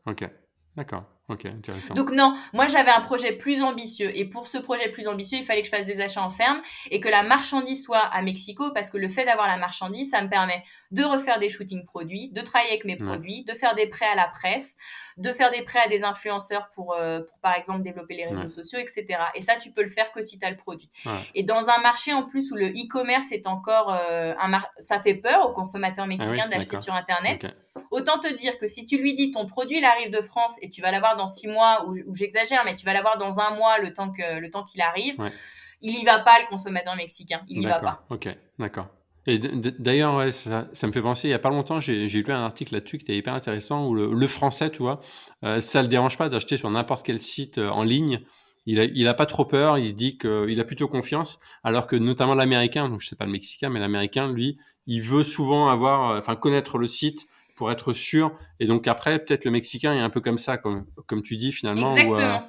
Où, si c'est un nouveau site, appartement français, qu'est-ce que c'est exactement? Et donc ça peut lui faire peur, quoi, finalement. Exactement. C'est exactement le même marché et c'est très vrai ce que tu dis. Il y a 2 chiffres. Il y a un chiffre que je vais donner et deux notions intéressantes. La première, c'est que, comme tu l'as dit, si le Mexicain, il ne connaît pas le site, il l'achète pas.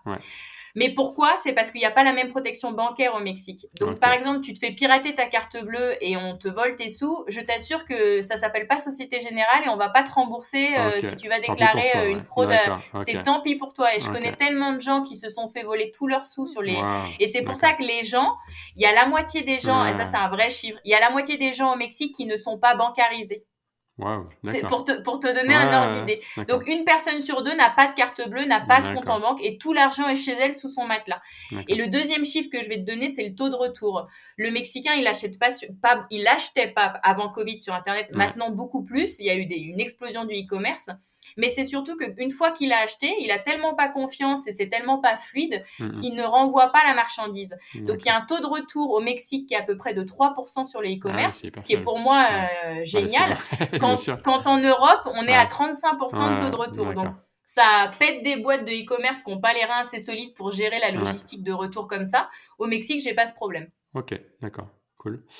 D'accord. Et et donc là, fin d'année 2021, donc t'as fait une collection printemps et t'as fait une collection automne aussi, enfin automne-hiver. Et là, je suis sur exactement. Là, je suis sur automne-hiver. D'accord. Et tu fais donc des soldes après, si jamais là tu as fait tes soldes, non, pas spécialement des soldes pour ce qui te restait justement. J'ai fait des petites soldes, mais j'ai plutôt travaillé la com sur un autre modèle. Je parle plutôt de collections intemporelles et d'essentiels de vestiaire qui font que quand tu achètes un t-shirt noir brodé Amour chez Maison Labiche ou une marinière bleue et blanche chez Saint-James, ce ne sont pas des produits saisonniers. Donc, tu peux sans aucun problème les avoir en collection. Et c'est un peu sur ça que j'ai parié. C'est que mes premiers achats, ça me faisait un référencement de site qui n'était pas énorme. Donc, c'est vrai que c'était un petit peu moins alléchant. Mais quand j'ai lancé ma deuxième saison et que j'ai additionné les produits que j'avais déjà de l'été avec les produits de l'hiver parce que ça marchait parfaitement, et du coup, on a l'impression que j'ai fait des achats incroyables pour la saison automne-hiver, ce qui n'est pas vraiment le cas. D'accord. Et tous ces produits, tu les stockes où? Chez toi, là, dans ton appart? Chez moi. Je les stocke chez moi. Ok. Et ça va, ça prend pas trop de place, non? T'arrives à gérer. Ton chéri dit rien. Ça va. Il a accepté que c'était devenu vraiment un appart bureau à 100%. C'est encore l'histoire des loyers au Mexique. Moi, j'ai 120 mètres carrés à Mexico pour 1100 € de loyer. Donc 120 mètres carrés, quand on est deux, on réussit à gérer le problème d'espace. Moi, j'ai habité pendant 7 ans à Paris dans 22 mètres carrés en couple avec un chat. Donc je me perds souvent dans mon appartement, mais blague à part, on n'a eu aucun problème du coup à mettre une zone de stockage dans l'appartement en condamnant une pièce tout simplement. Et juste pour finir un peu sur ton entrepreneur, enfin même j'ai deux questions. Au niveau de la création d'entreprise, est-ce que c'est facile de créer une entreprise au Mexique? Moi, c'est un endroit dans lequel j'ai mis un petit peu plus de sous que d'autres. Donc, j'ai trouvé que c'était facile parce que j'ai été bien entourée. Donc, j'avais un avocat qui m'a géré toute la structure de l'entreprise en termes d'acte notarial, signature notariale, dépôt de dossier auprès des institutions mexicaines pour déclarer ton entreprise. J'ai pas eu à m'occuper de ça. C'était un avocat franco-mexicain ou pas spécialement? Non, c'était un avocat mexicain. C'est pas moi-même, je le recommanderais pas aujourd'hui, mais en tout cas à un moment où j'en avais besoin d'un, il y a quelqu'un qui m'a dit moi je connais un tel, il est bien, tu peux y aller, il est sérieux. Le travail a été bien fait. Maintenant en termes de relationnel, c'était pas une bonne personne, mais en tout cas le travail il a été fait. Et donc j'ai additionné à ça un comptable. Donc moi j'ai vraiment décidé de me décharger de ces parties-là pour pouvoir me concentrer sur ce que je savais plus faire. On dit souvent dans l'entrepreneuriat qu'il faut parfois accepter. Quand tu es entrepreneur et que tu n'as pas beaucoup d'investissement, tu crois que tu dois tout faire. Donc, quoi que ce soit, tu dis non, sur ça, je vais économiser, je vais le faire. Le problème quand tu fais tout, c'est que tu t'épuises sur des tâches qui t'ont coûté beaucoup plus d'efforts que ce que ça aurait dû parce que c'est pas ton cœur de métier. Donc, la partie structure juridique et la partie comptable, je ne m'en occupe pas. D'accord, ok. Ça m'a pas coûté très cher, honnêtement. Je pense que c'est un investissement de 1 200 € pour la structure de la société, les permis d'importation, puisque quand tu importes de l'étranger, il faut que tu aies des permis, des droits d'importation, et ouverture de compte bancaire avec une banque. Enfin, globalement, c'est ça, et 1 200 € et j'ai pas le sentiment que ça a été très dur. D'accord, ok, très bien. Et mon autre question, c'était comme tu as lancé un site e-commerce, justement, qui a créé ce site e-commerce alors? Donc, tu as fait appel à des développeurs sur Mexique ou des potes en France qui t'ont créé ça de France? C'est Bibi qui a développé le site internet. Pour le coup, ça, c'est des coûts de développement qui sont assez élevés. Développer un site, ça m'aurait coûté à peu près 1 500 €. Et puis ensuite, à toutes les actualisations, les changements de main page, ça m'aurait coûté des petits billets, 200 €. Donc moi, j'ai pris plutôt le pari de travailler avec Shopify parce que tout le monde m'avait dit... Avec quoi? Shopify, tu verras, c'est Shopify, D'accord, ok. C'est comme un WordPress, mais c'est beaucoup, beaucoup plus facile, mais c'est plus cher. Donc, tu payes Et c'est orienté e-commerce d'entrée. C'est orienté e-commerce et surtout orienté personne comme moi qui n'avait aucune idée aucune idée d'Internet. Il faut savoir que moi, je ne connaissais pas Instagram avant de lancer mon projet. Je détestais les réseaux sociaux. Et je n'allais jamais faire mes achats en ligne. Donc, j'étais vraiment un dinosaure de la consommation e-commerce. Et on m'a dit, fais avec Shopify, tu vas voir, c'est hyper facile. Et je reconnais que c'est une merveille. C'est vraiment pour des gens nuls. Je vous assure, vous pouvez le faire. D'accord.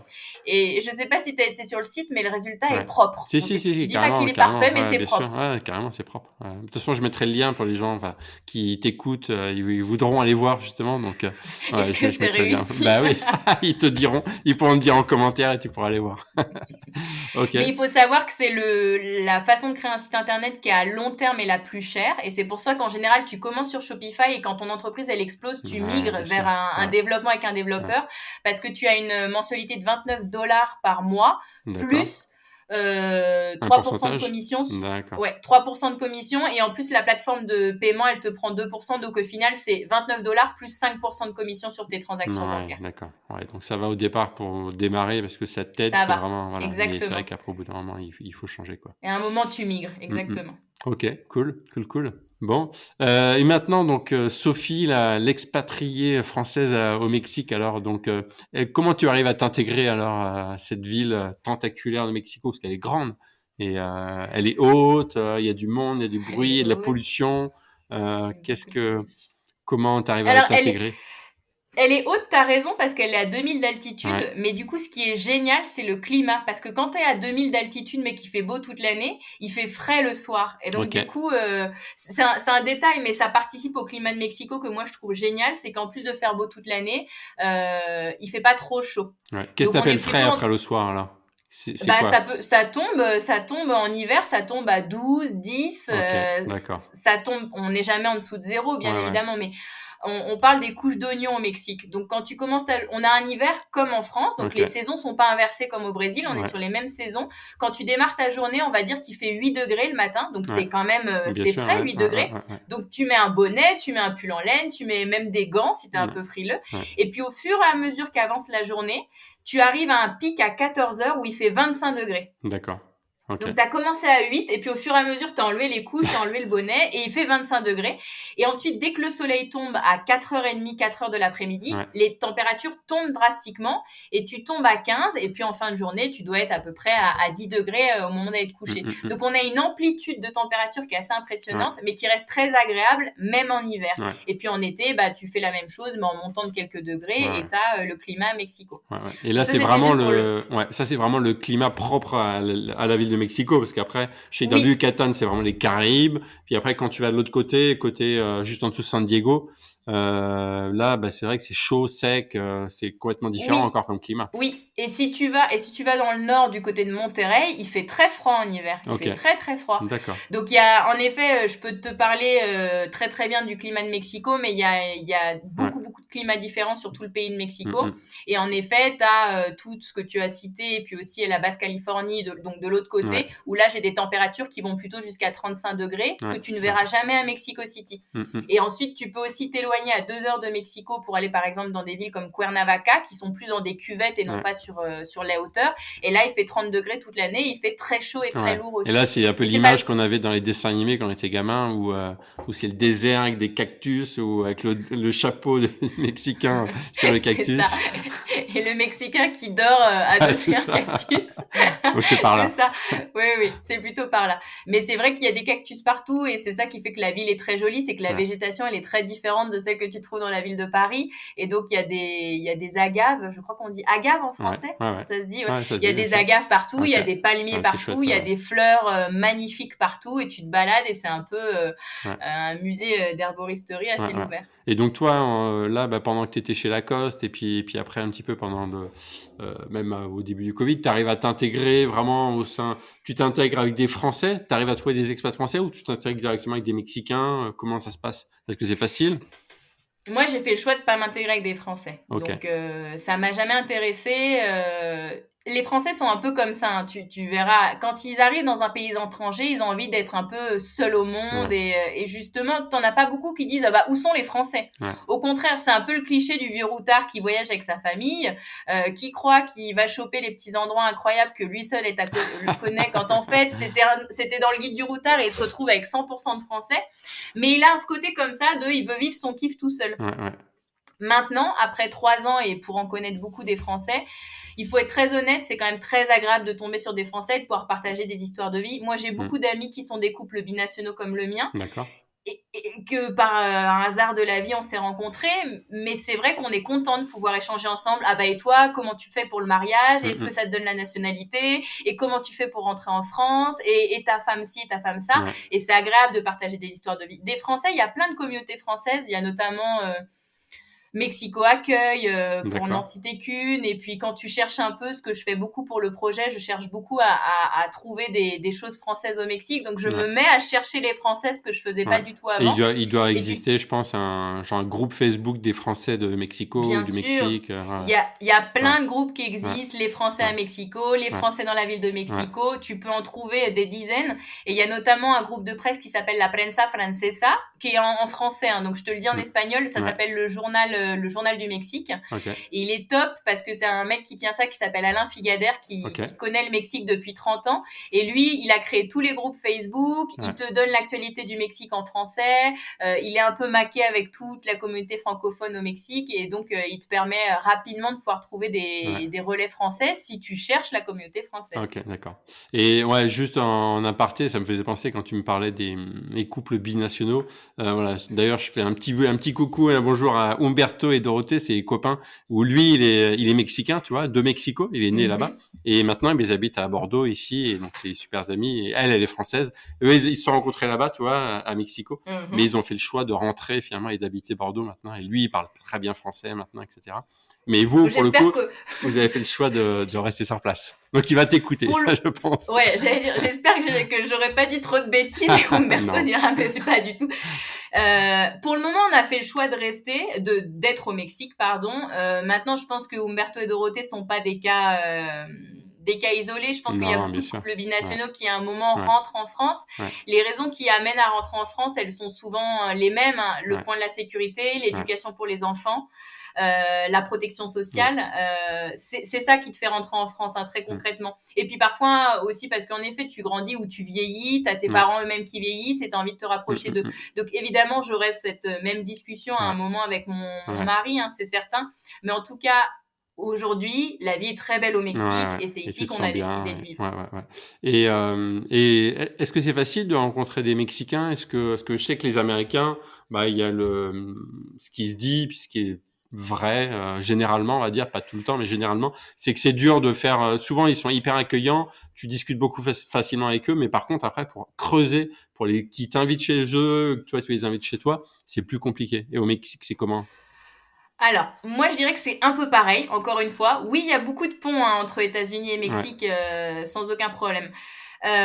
C'est pareil. C'est pareil, mais pas tout à fait. Oui, il est vrai que la première approche est très agréable, très enjouée, ils viennent vers toi, tu discutes facilement, etc.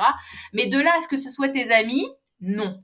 Et moi, ce que j'ai tendance à dire, c'est qu'à l'inverse, un Français, il va mettre du temps avant d'être sympa avec toi ou de te parler, etc. Mais par contre, quand il commence à le faire et que tu deviens son pote, t'es vraiment son pote pour toute la vie. Et lui, il va t'ouvrir les portes de sa maison. Au Mexique, ça met un peu plus de temps, mais c'est surtout que c'est plus léger, les relations. Donc, c'est pas tant comme les États-Unis où on a du mal à te faire entrer dans leur intimité, mais c'est plutôt que dire aujourd'hui que j'ai beaucoup d'amis mexicains, je pense que ce serait faux. Parce que des vrais gens sur qui je peux compter, appeler au milieu de la nuit et débarquer chez eux sans prévenir, j'en ai pas tant que ça. Mais oui, j'en ai. Mais ça m'a pris un petit peu plus de temps. Et je te le dis justement avec un constat de 3 ans où je pensais que ça allait être plus facile quand je te disais on a la même culture, on a ce côté latin, etc., etc.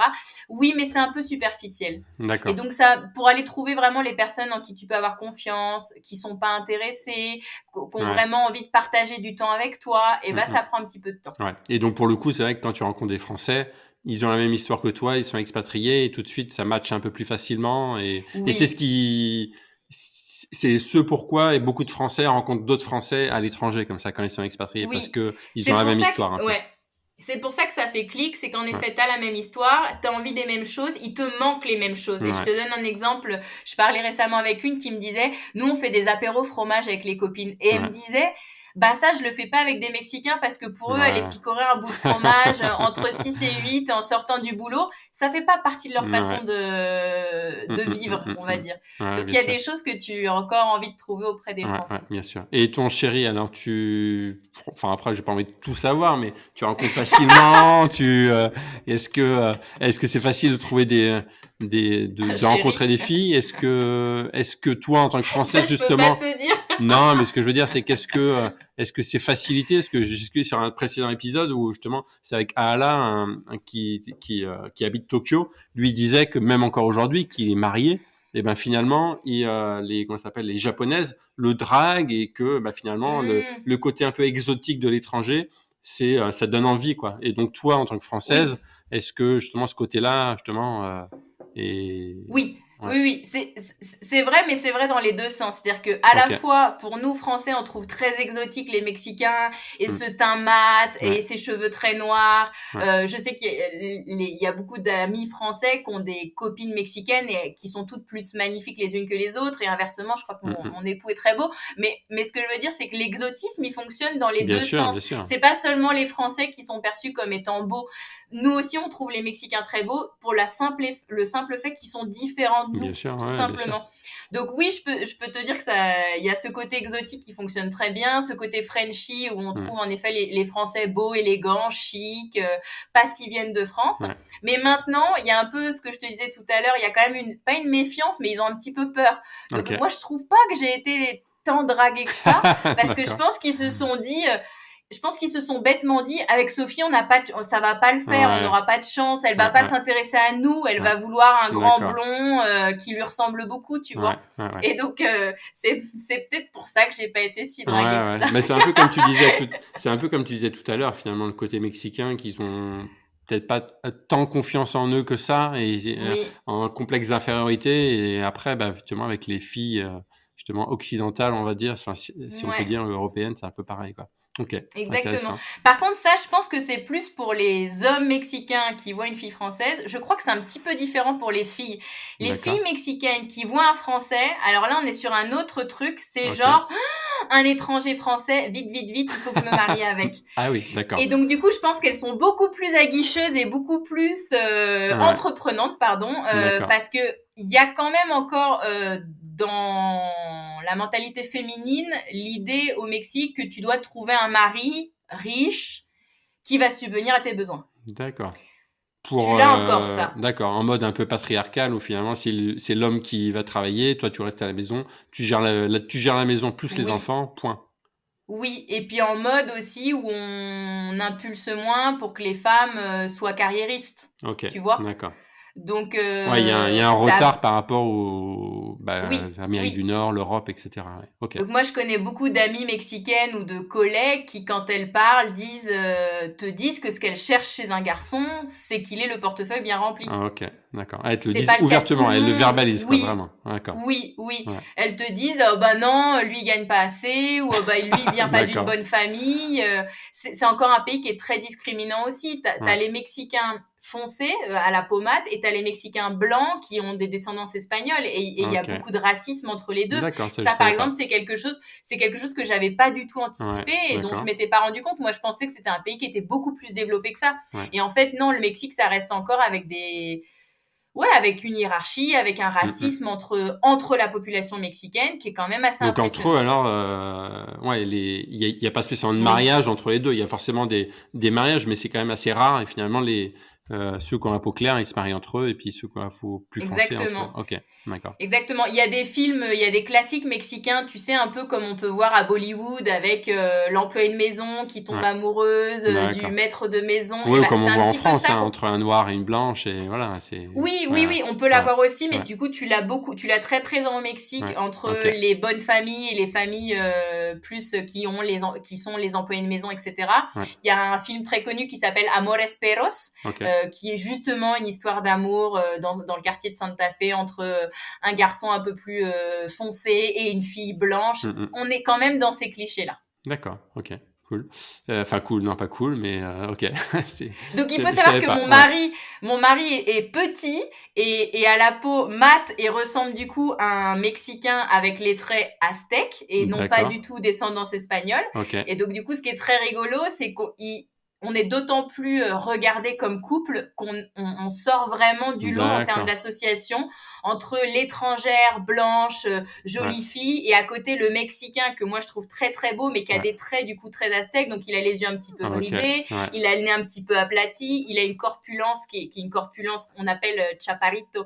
Donc il est trapu, il est un petit peu, il est petit. Enfin vraiment le Mexicain comme on peut se l'imaginer. D'accord, ok. Et qu'est-ce qu'il fait comme métier, si c'est pas indiscret? Il travaille chez Lacoste, il est responsable de la formation. D'accord, donc vous êtes rencontrés grâce au travail, au cercle du travail, quoi. D'accord. Exactement. Ok, d'accord. Et quelles sont, toi, les 3 choses vraiment que tu préfères là dans ta nouvelle vie mexicaine? Alors, numéro 1, je remets le climat parce que j'ai conscience de combien ça joue sur ton humeur au quotidien d'avoir le soleil toute l'année. C'est indéniable. Numéro 2, je dirais la gastronomie parce que moi qui adore je voyais manger, pas. Tu disais que la gastronomie était hyper riche, hyper variée. C'est vrai que nous, en France, par les burritos, les tacos, c'est ce qu'on voit de la gastronomie mexicaine, malheureusement. Comme je parlais au Japon, eux, c'est surtout en France, t'as que les sushis, quoi, alors que finalement, elle est hyper variée aussi. Donc, raconte-nous un peu la gastronomie mexicaine, alors. Alors, déjà, il faut que tu te rendes compte qu'en termes de produits, il y a beaucoup de production alimentaire. Donc, je sais pas, la patate douce, le maïs, l'avocat, la mangue, l'ananas, tout ça, ce sont des produits qui sont produits au Mexique. Au Mexique, d'accord. Donc, ça veut dire qu'ils sont très, très bons. Pas très cher, sûrement, alors. Pas très cher. Et pas très cher. Moi, je sais que tous les matins, je me fais pain toasté avec des avocats. Un truc qui te coûterait, mais hors de prix en France. On est vraiment sur le cliché bobo de l'avocat toast. Ouais, nous, c'est hors de prix. Puis surtout, c'est que moi, tu vois, j'en achète de moins en moins des avocats pour le coup, parce qu'ils viennent tous du Pérou, quoi. Et je me dis, la taxe carbone, c'est énorme, quoi. Acheter. Donc, alors que vous, si ça vient localement, c'est différent. Ouais.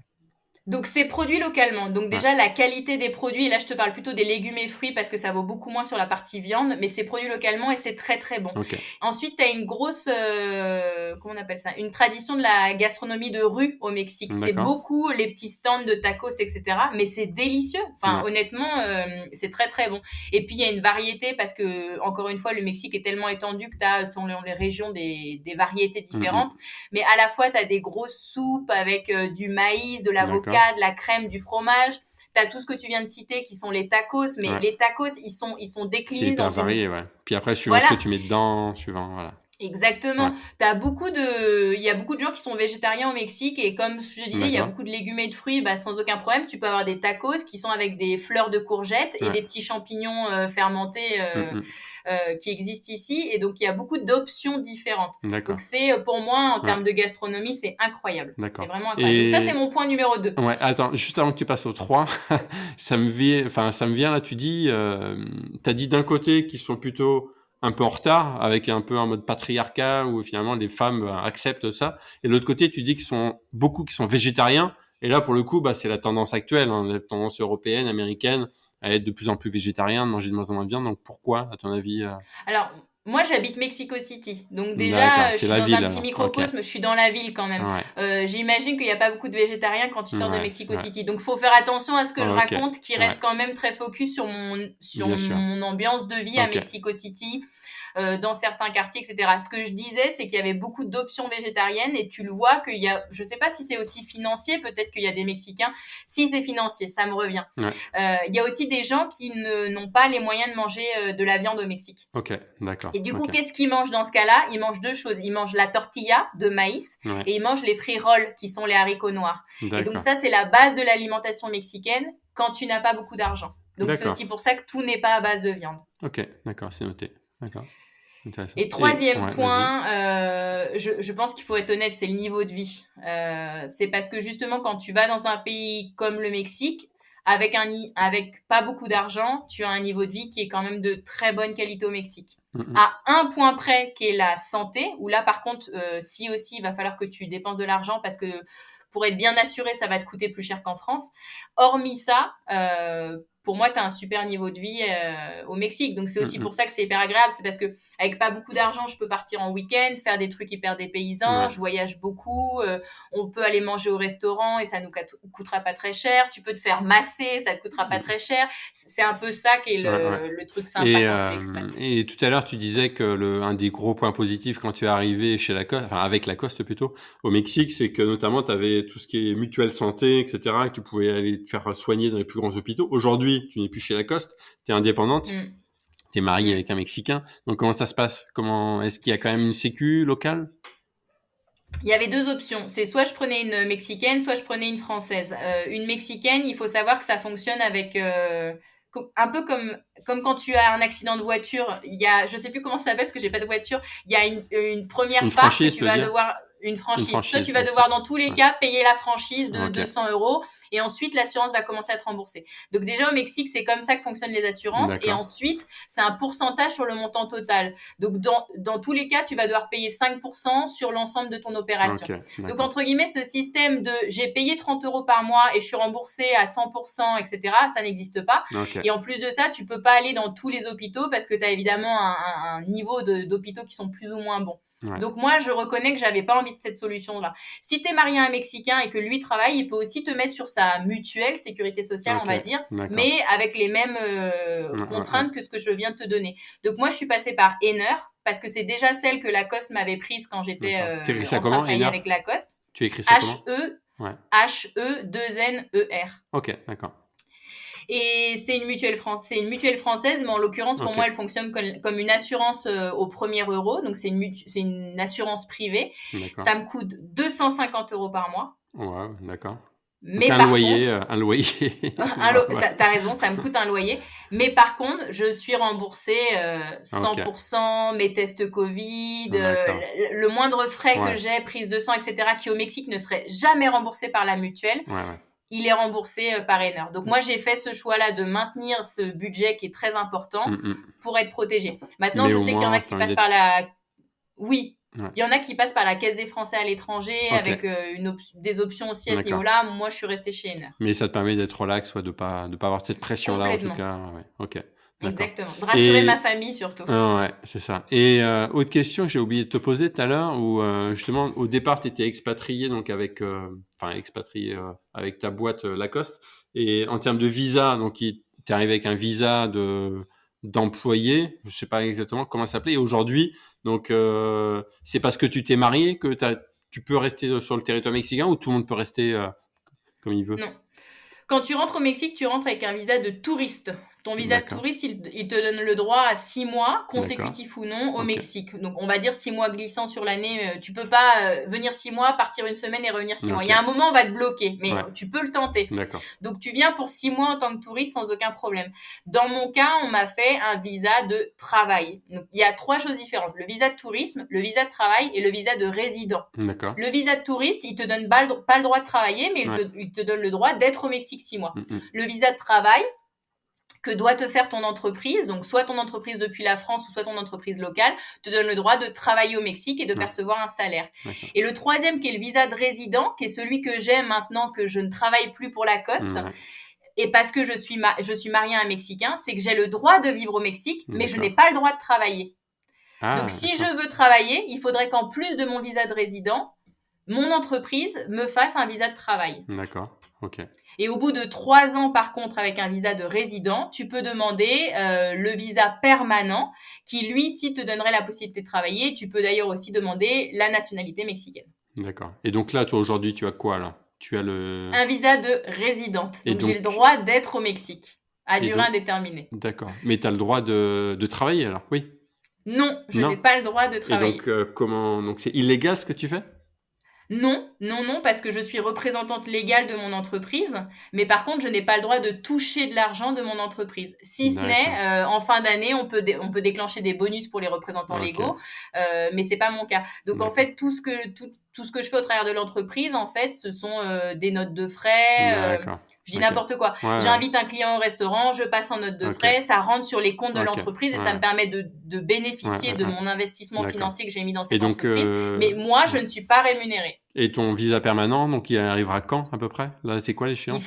Il me semble, c'est 2 ou 3 ans, j'ai un doute, mais il me semble que c'est au bout de 3 ans, j'ai droit à 3 ans et ensuite je fais une demande pour rester ad vitam. D'accord. Et comment ça se fait que c'est aussi complexe, aussi complexe et dur finalement, parce que c'est vrai que tu peux te dire justement, il y a beaucoup de Mexicains qui partent aux États-Unis et justement le visa américain est compliqué à avoir, mais tu te dis l'inverse. Tu pourrais venir au Mexique assez facilement, ils pourraient accueillir au contraire pas mal d'Occidentaux, notamment les Européens, et ça pourrait apporter une plus-value locale. Mais finalement, non, c'est complexe quand même. Moi, je trouve pas ça si complexe que ça, mais... Non, mais complexe dans le sens où c'est dur, où tu vois, toi, tu es marié avec un Mexicain et tu n'as pas le droit de travailler. Enfin, qu'est-ce que tu fais? Donc après, c'est sûr que c'est un mode patriarcat. Donc pour le coup, tu restes à la maison, tu gères la maison, tu fais le ménage. Mais toi, tu n'es pas comme ça du tout et tu as envie d'avancer, tu as envie de créer. Et donc c'est ça qui est dur pour moi. Enfin, je sais pas où sont les casseroles chez moi. Je pense, alors je sais qu'il y a un gros problème d'immigration clandestine de toute l'Amérique centrale, parce qu'ils transitent par le Mexique pour aller aux États-Unis. Donc je pense que, mais tu pourrais me dire, bah oui, mais si c'est français, ça pourrait être des conditions plus flexibles. Donc là, je sèche un peu honnêtement, Alexandre. D'accord, non, pas de souci. Ok, d'accord. D'accord. Et qu'est-ce qui te manque alors de France, à part finalement ce que tu rapportes et ce que tu vends sur ton site internet? Est-ce qu'il y a des petites choses qui te manquent, les soirées fromage justement, soirées wine and cheese? Non, il manque 2 choses. Premièrement, il manque ma famille. Et ça, même quand je t'en parle, ça tire toujours les larmes. C'est un truc que tu pourrais être le plus heureux du monde, à l'autre bout du monde, t'auras jamais ta famille près de toi. C'est un sacrifice qui est énorme et c'est quelque chose que tu occultes beaucoup dans ton quotidien. Tu mets de côté les petites nièces, les frères et sœurs en disant c'est le revers de la médaille. Et ça malheureusement, on pourra jamais le changer, on pourra jamais voyager plus vite que 11 heures de vol pour venir faire Paris-Mexico. Mais c'est la première chose qui me vient à l'esprit et c'est dur, il faut être prêt à ça. C'est pas facile, c'est pas facile. Moi, j'ai souvent, c'est dur parce que quand tu rentres, tu vois jamais les gens aussi longtemps que tu le souhaiterais, t'as jamais assez de congés pour en profiter, et de toute façon, tu pourras jamais rattraper le quotidien que tu perds en n'étant pas proche de ta famille. Donc ça, il faut être prêt, il faut être prêt à l'accepter. Et puis la deuxième chose, il y a cet art de vivre à la française que tu retrouves pas. Et je te cite par exemple le fait que dans Paris, moi j'adorais acheter Voici parce que j'aimais bien la littérature très très intelligente. Donc j'achetais Voici et j'allais prendre un café au coin de la rue ou en bas de chez moi. C'est un petit bistrot. Ça c'est quelque chose que c'est quelque chose que tu te trouves pas au Mexique. Tout est t'as moins de temps pour toi au Mexique. Tu passes beaucoup plus de temps au travail, de temps dans les transports. Et donc du coup le peu de temps que tu rentres rapidement dans ta famille. Il y a moins le fait de je profite un petit peu des petits plaisirs du quotidien. Donc si tu dis à quelqu'un viens ce soir on se boit un verre en sortant du bureau, déjà tu vas pas trouver un endroit qui va te rappeler tant cet état d'esprit à la française, ce petit bar à vin.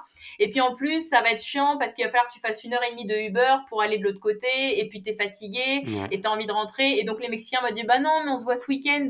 Donc il n'y a pas ce même art de vivre de je profite des petits instants de la vie parce que les gens ont moins de temps, je trouve.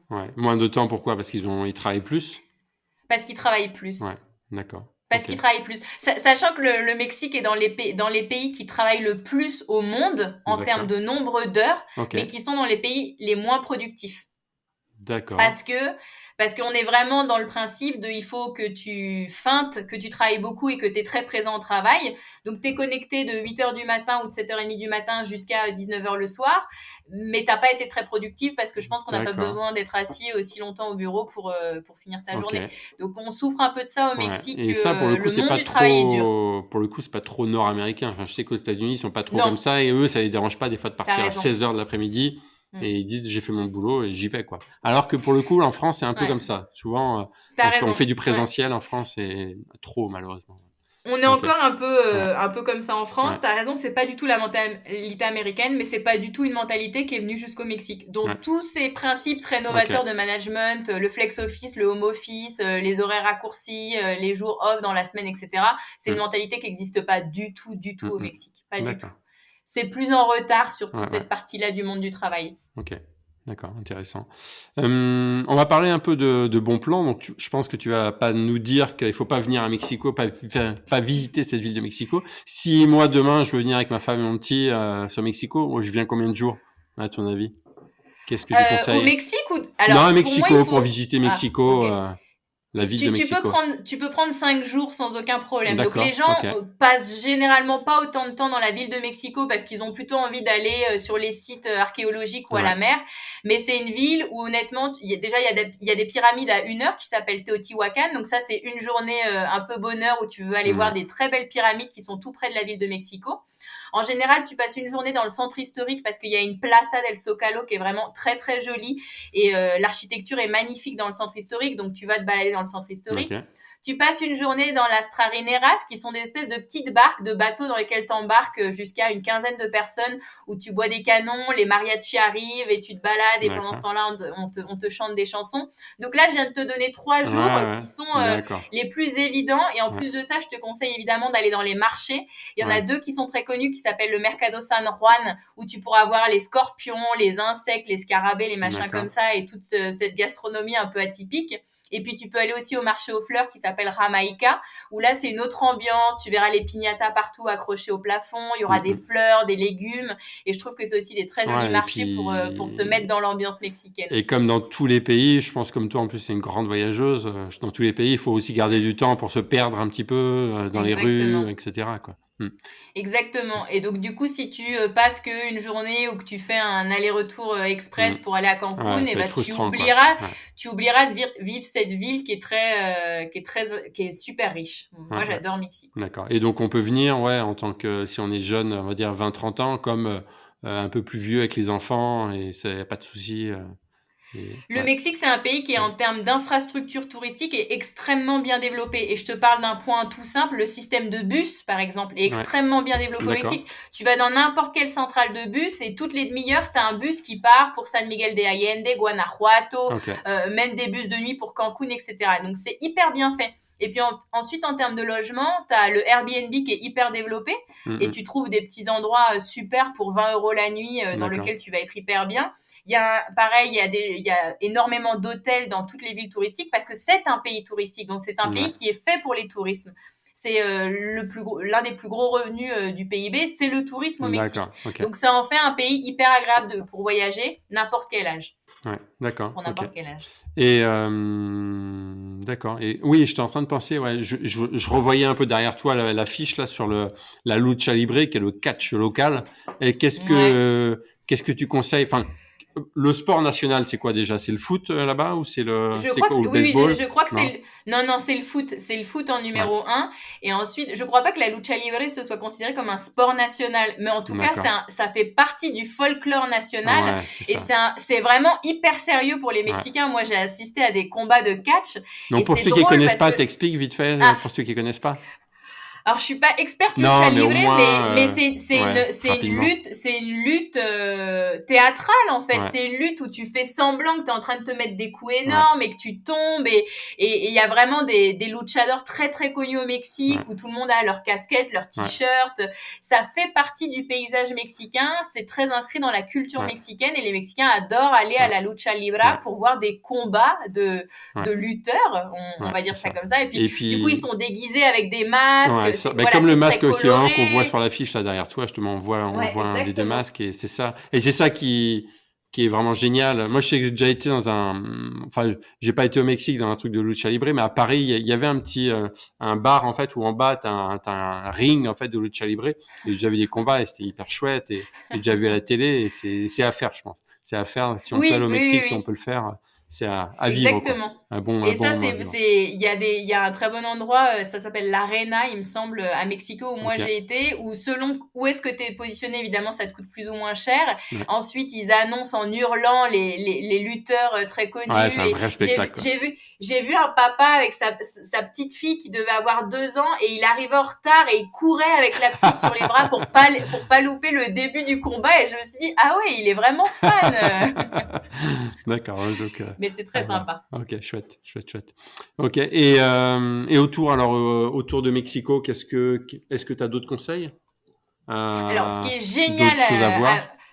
à Mexico, c'est que tu peux faire plein de trucs à 2 à 3 heures de voiture ou de bus, tu vois. Mais t'es pas obligé de te déplacer en avion. Si tu veux aller à la plage, c'est vrai qu'il faudra que tu prennes l'avion. T'iras soit dans la Basse-Californie, qui est le côté ouest, soit t'iras dans le Yucatan, qui est le côté est, sud-est, pardon, ou soit t'iras à Acapulco, qui est plutôt en bas. Ouais. Mais là, il faudra que tu prennes l'avion. Alors qu'en fait, à 2 heures de Mexico, il y a ce qu'on appelle les pueblos mágicos, qui sont des villages qui sont un peu comme classés patrimoine mondial, on va dire que c'est un peu ça, mais c'est une autre distinction, et qui sont tout mignons, tout magiques, tout joliment décorés, et que la ville en prend soin, justement pour attirer du tourisme. D'accord. Et tu peux à la fois aller voir des cénotés, tu peux faire de la rando, tu peux voir des grottes.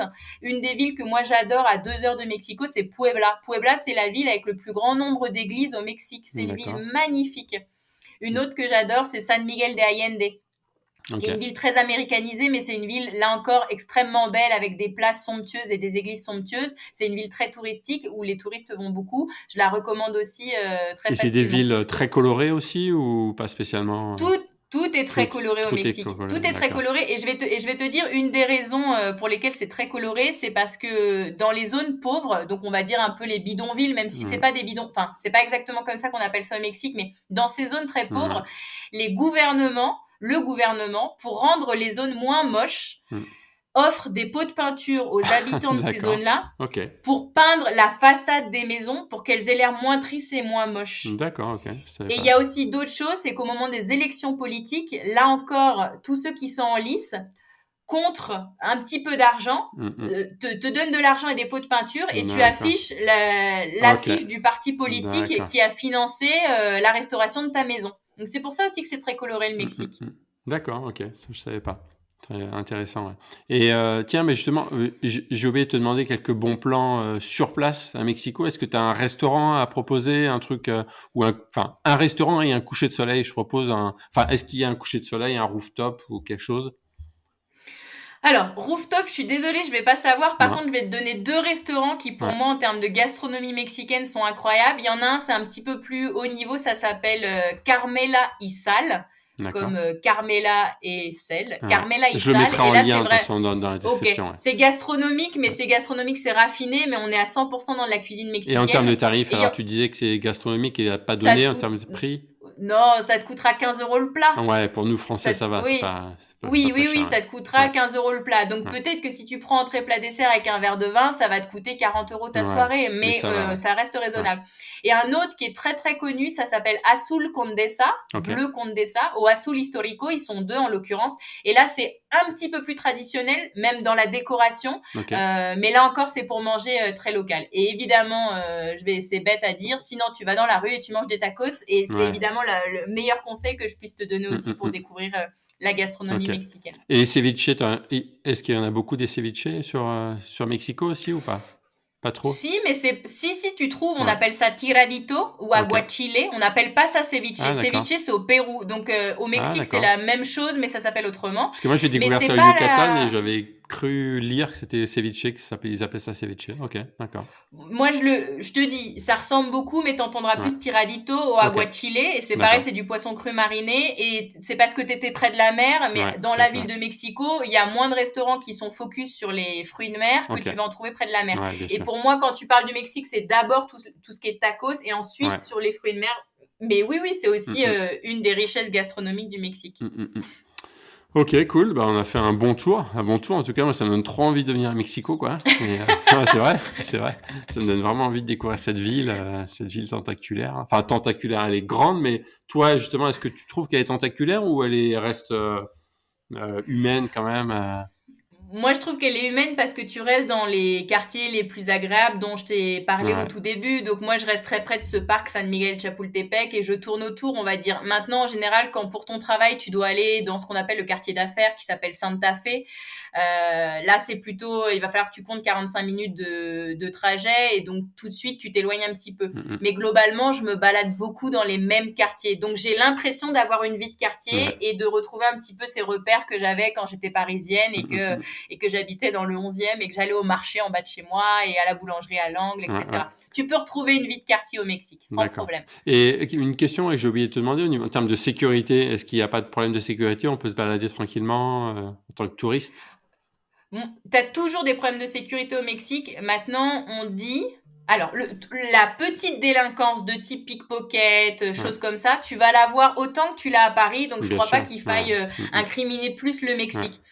Par contre, tu as la grosse criminalité où là, c'est un peu les séquestrations, les enlèvements, les assassinats.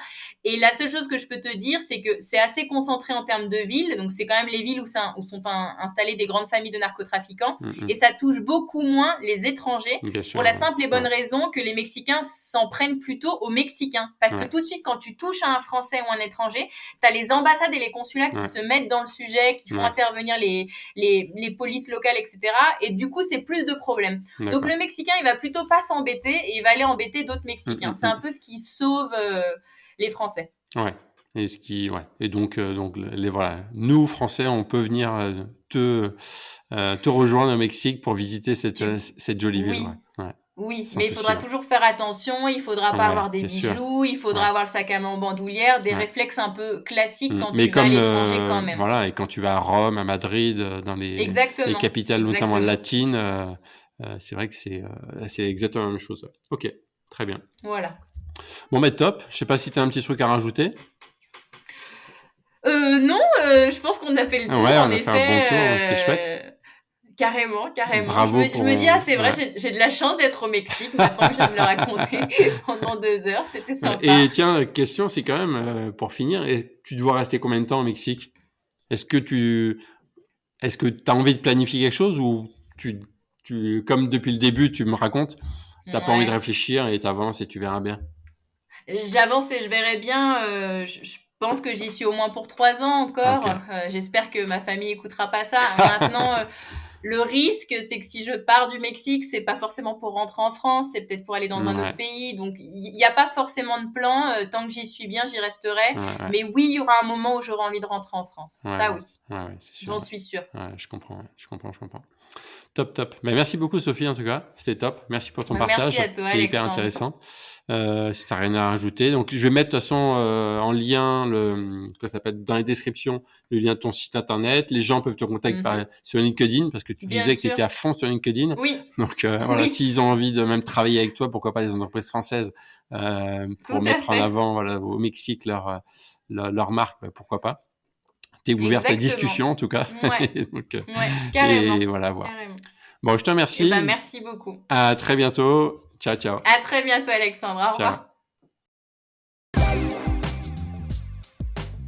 Merci d'avoir écouté cet épisode de mon podcast. J'espère qu'il vous a plu et surtout inspiré. Vous pouvez maintenant me laisser un commentaire, une petite note et vous abonner. On se retrouve tous les samedis sur YouTube et toutes les plateformes de podcast. N'hésitez pas à nous suivre sur tous nos comptes Instagram et Facebook. Et n'oubliez pas que si vous avez besoin que l'on vous aide pour votre voyage à New York, en Floride, dans l'Ouest américain, à Bordeaux, à Rome ou encore Barcelone, toute l'équipe de Voyageurs Français est là pour vous aider. Allez, à bientôt. C'était Alex Les Bons Plans pour le podcast La vie des expatriés français. Ciao.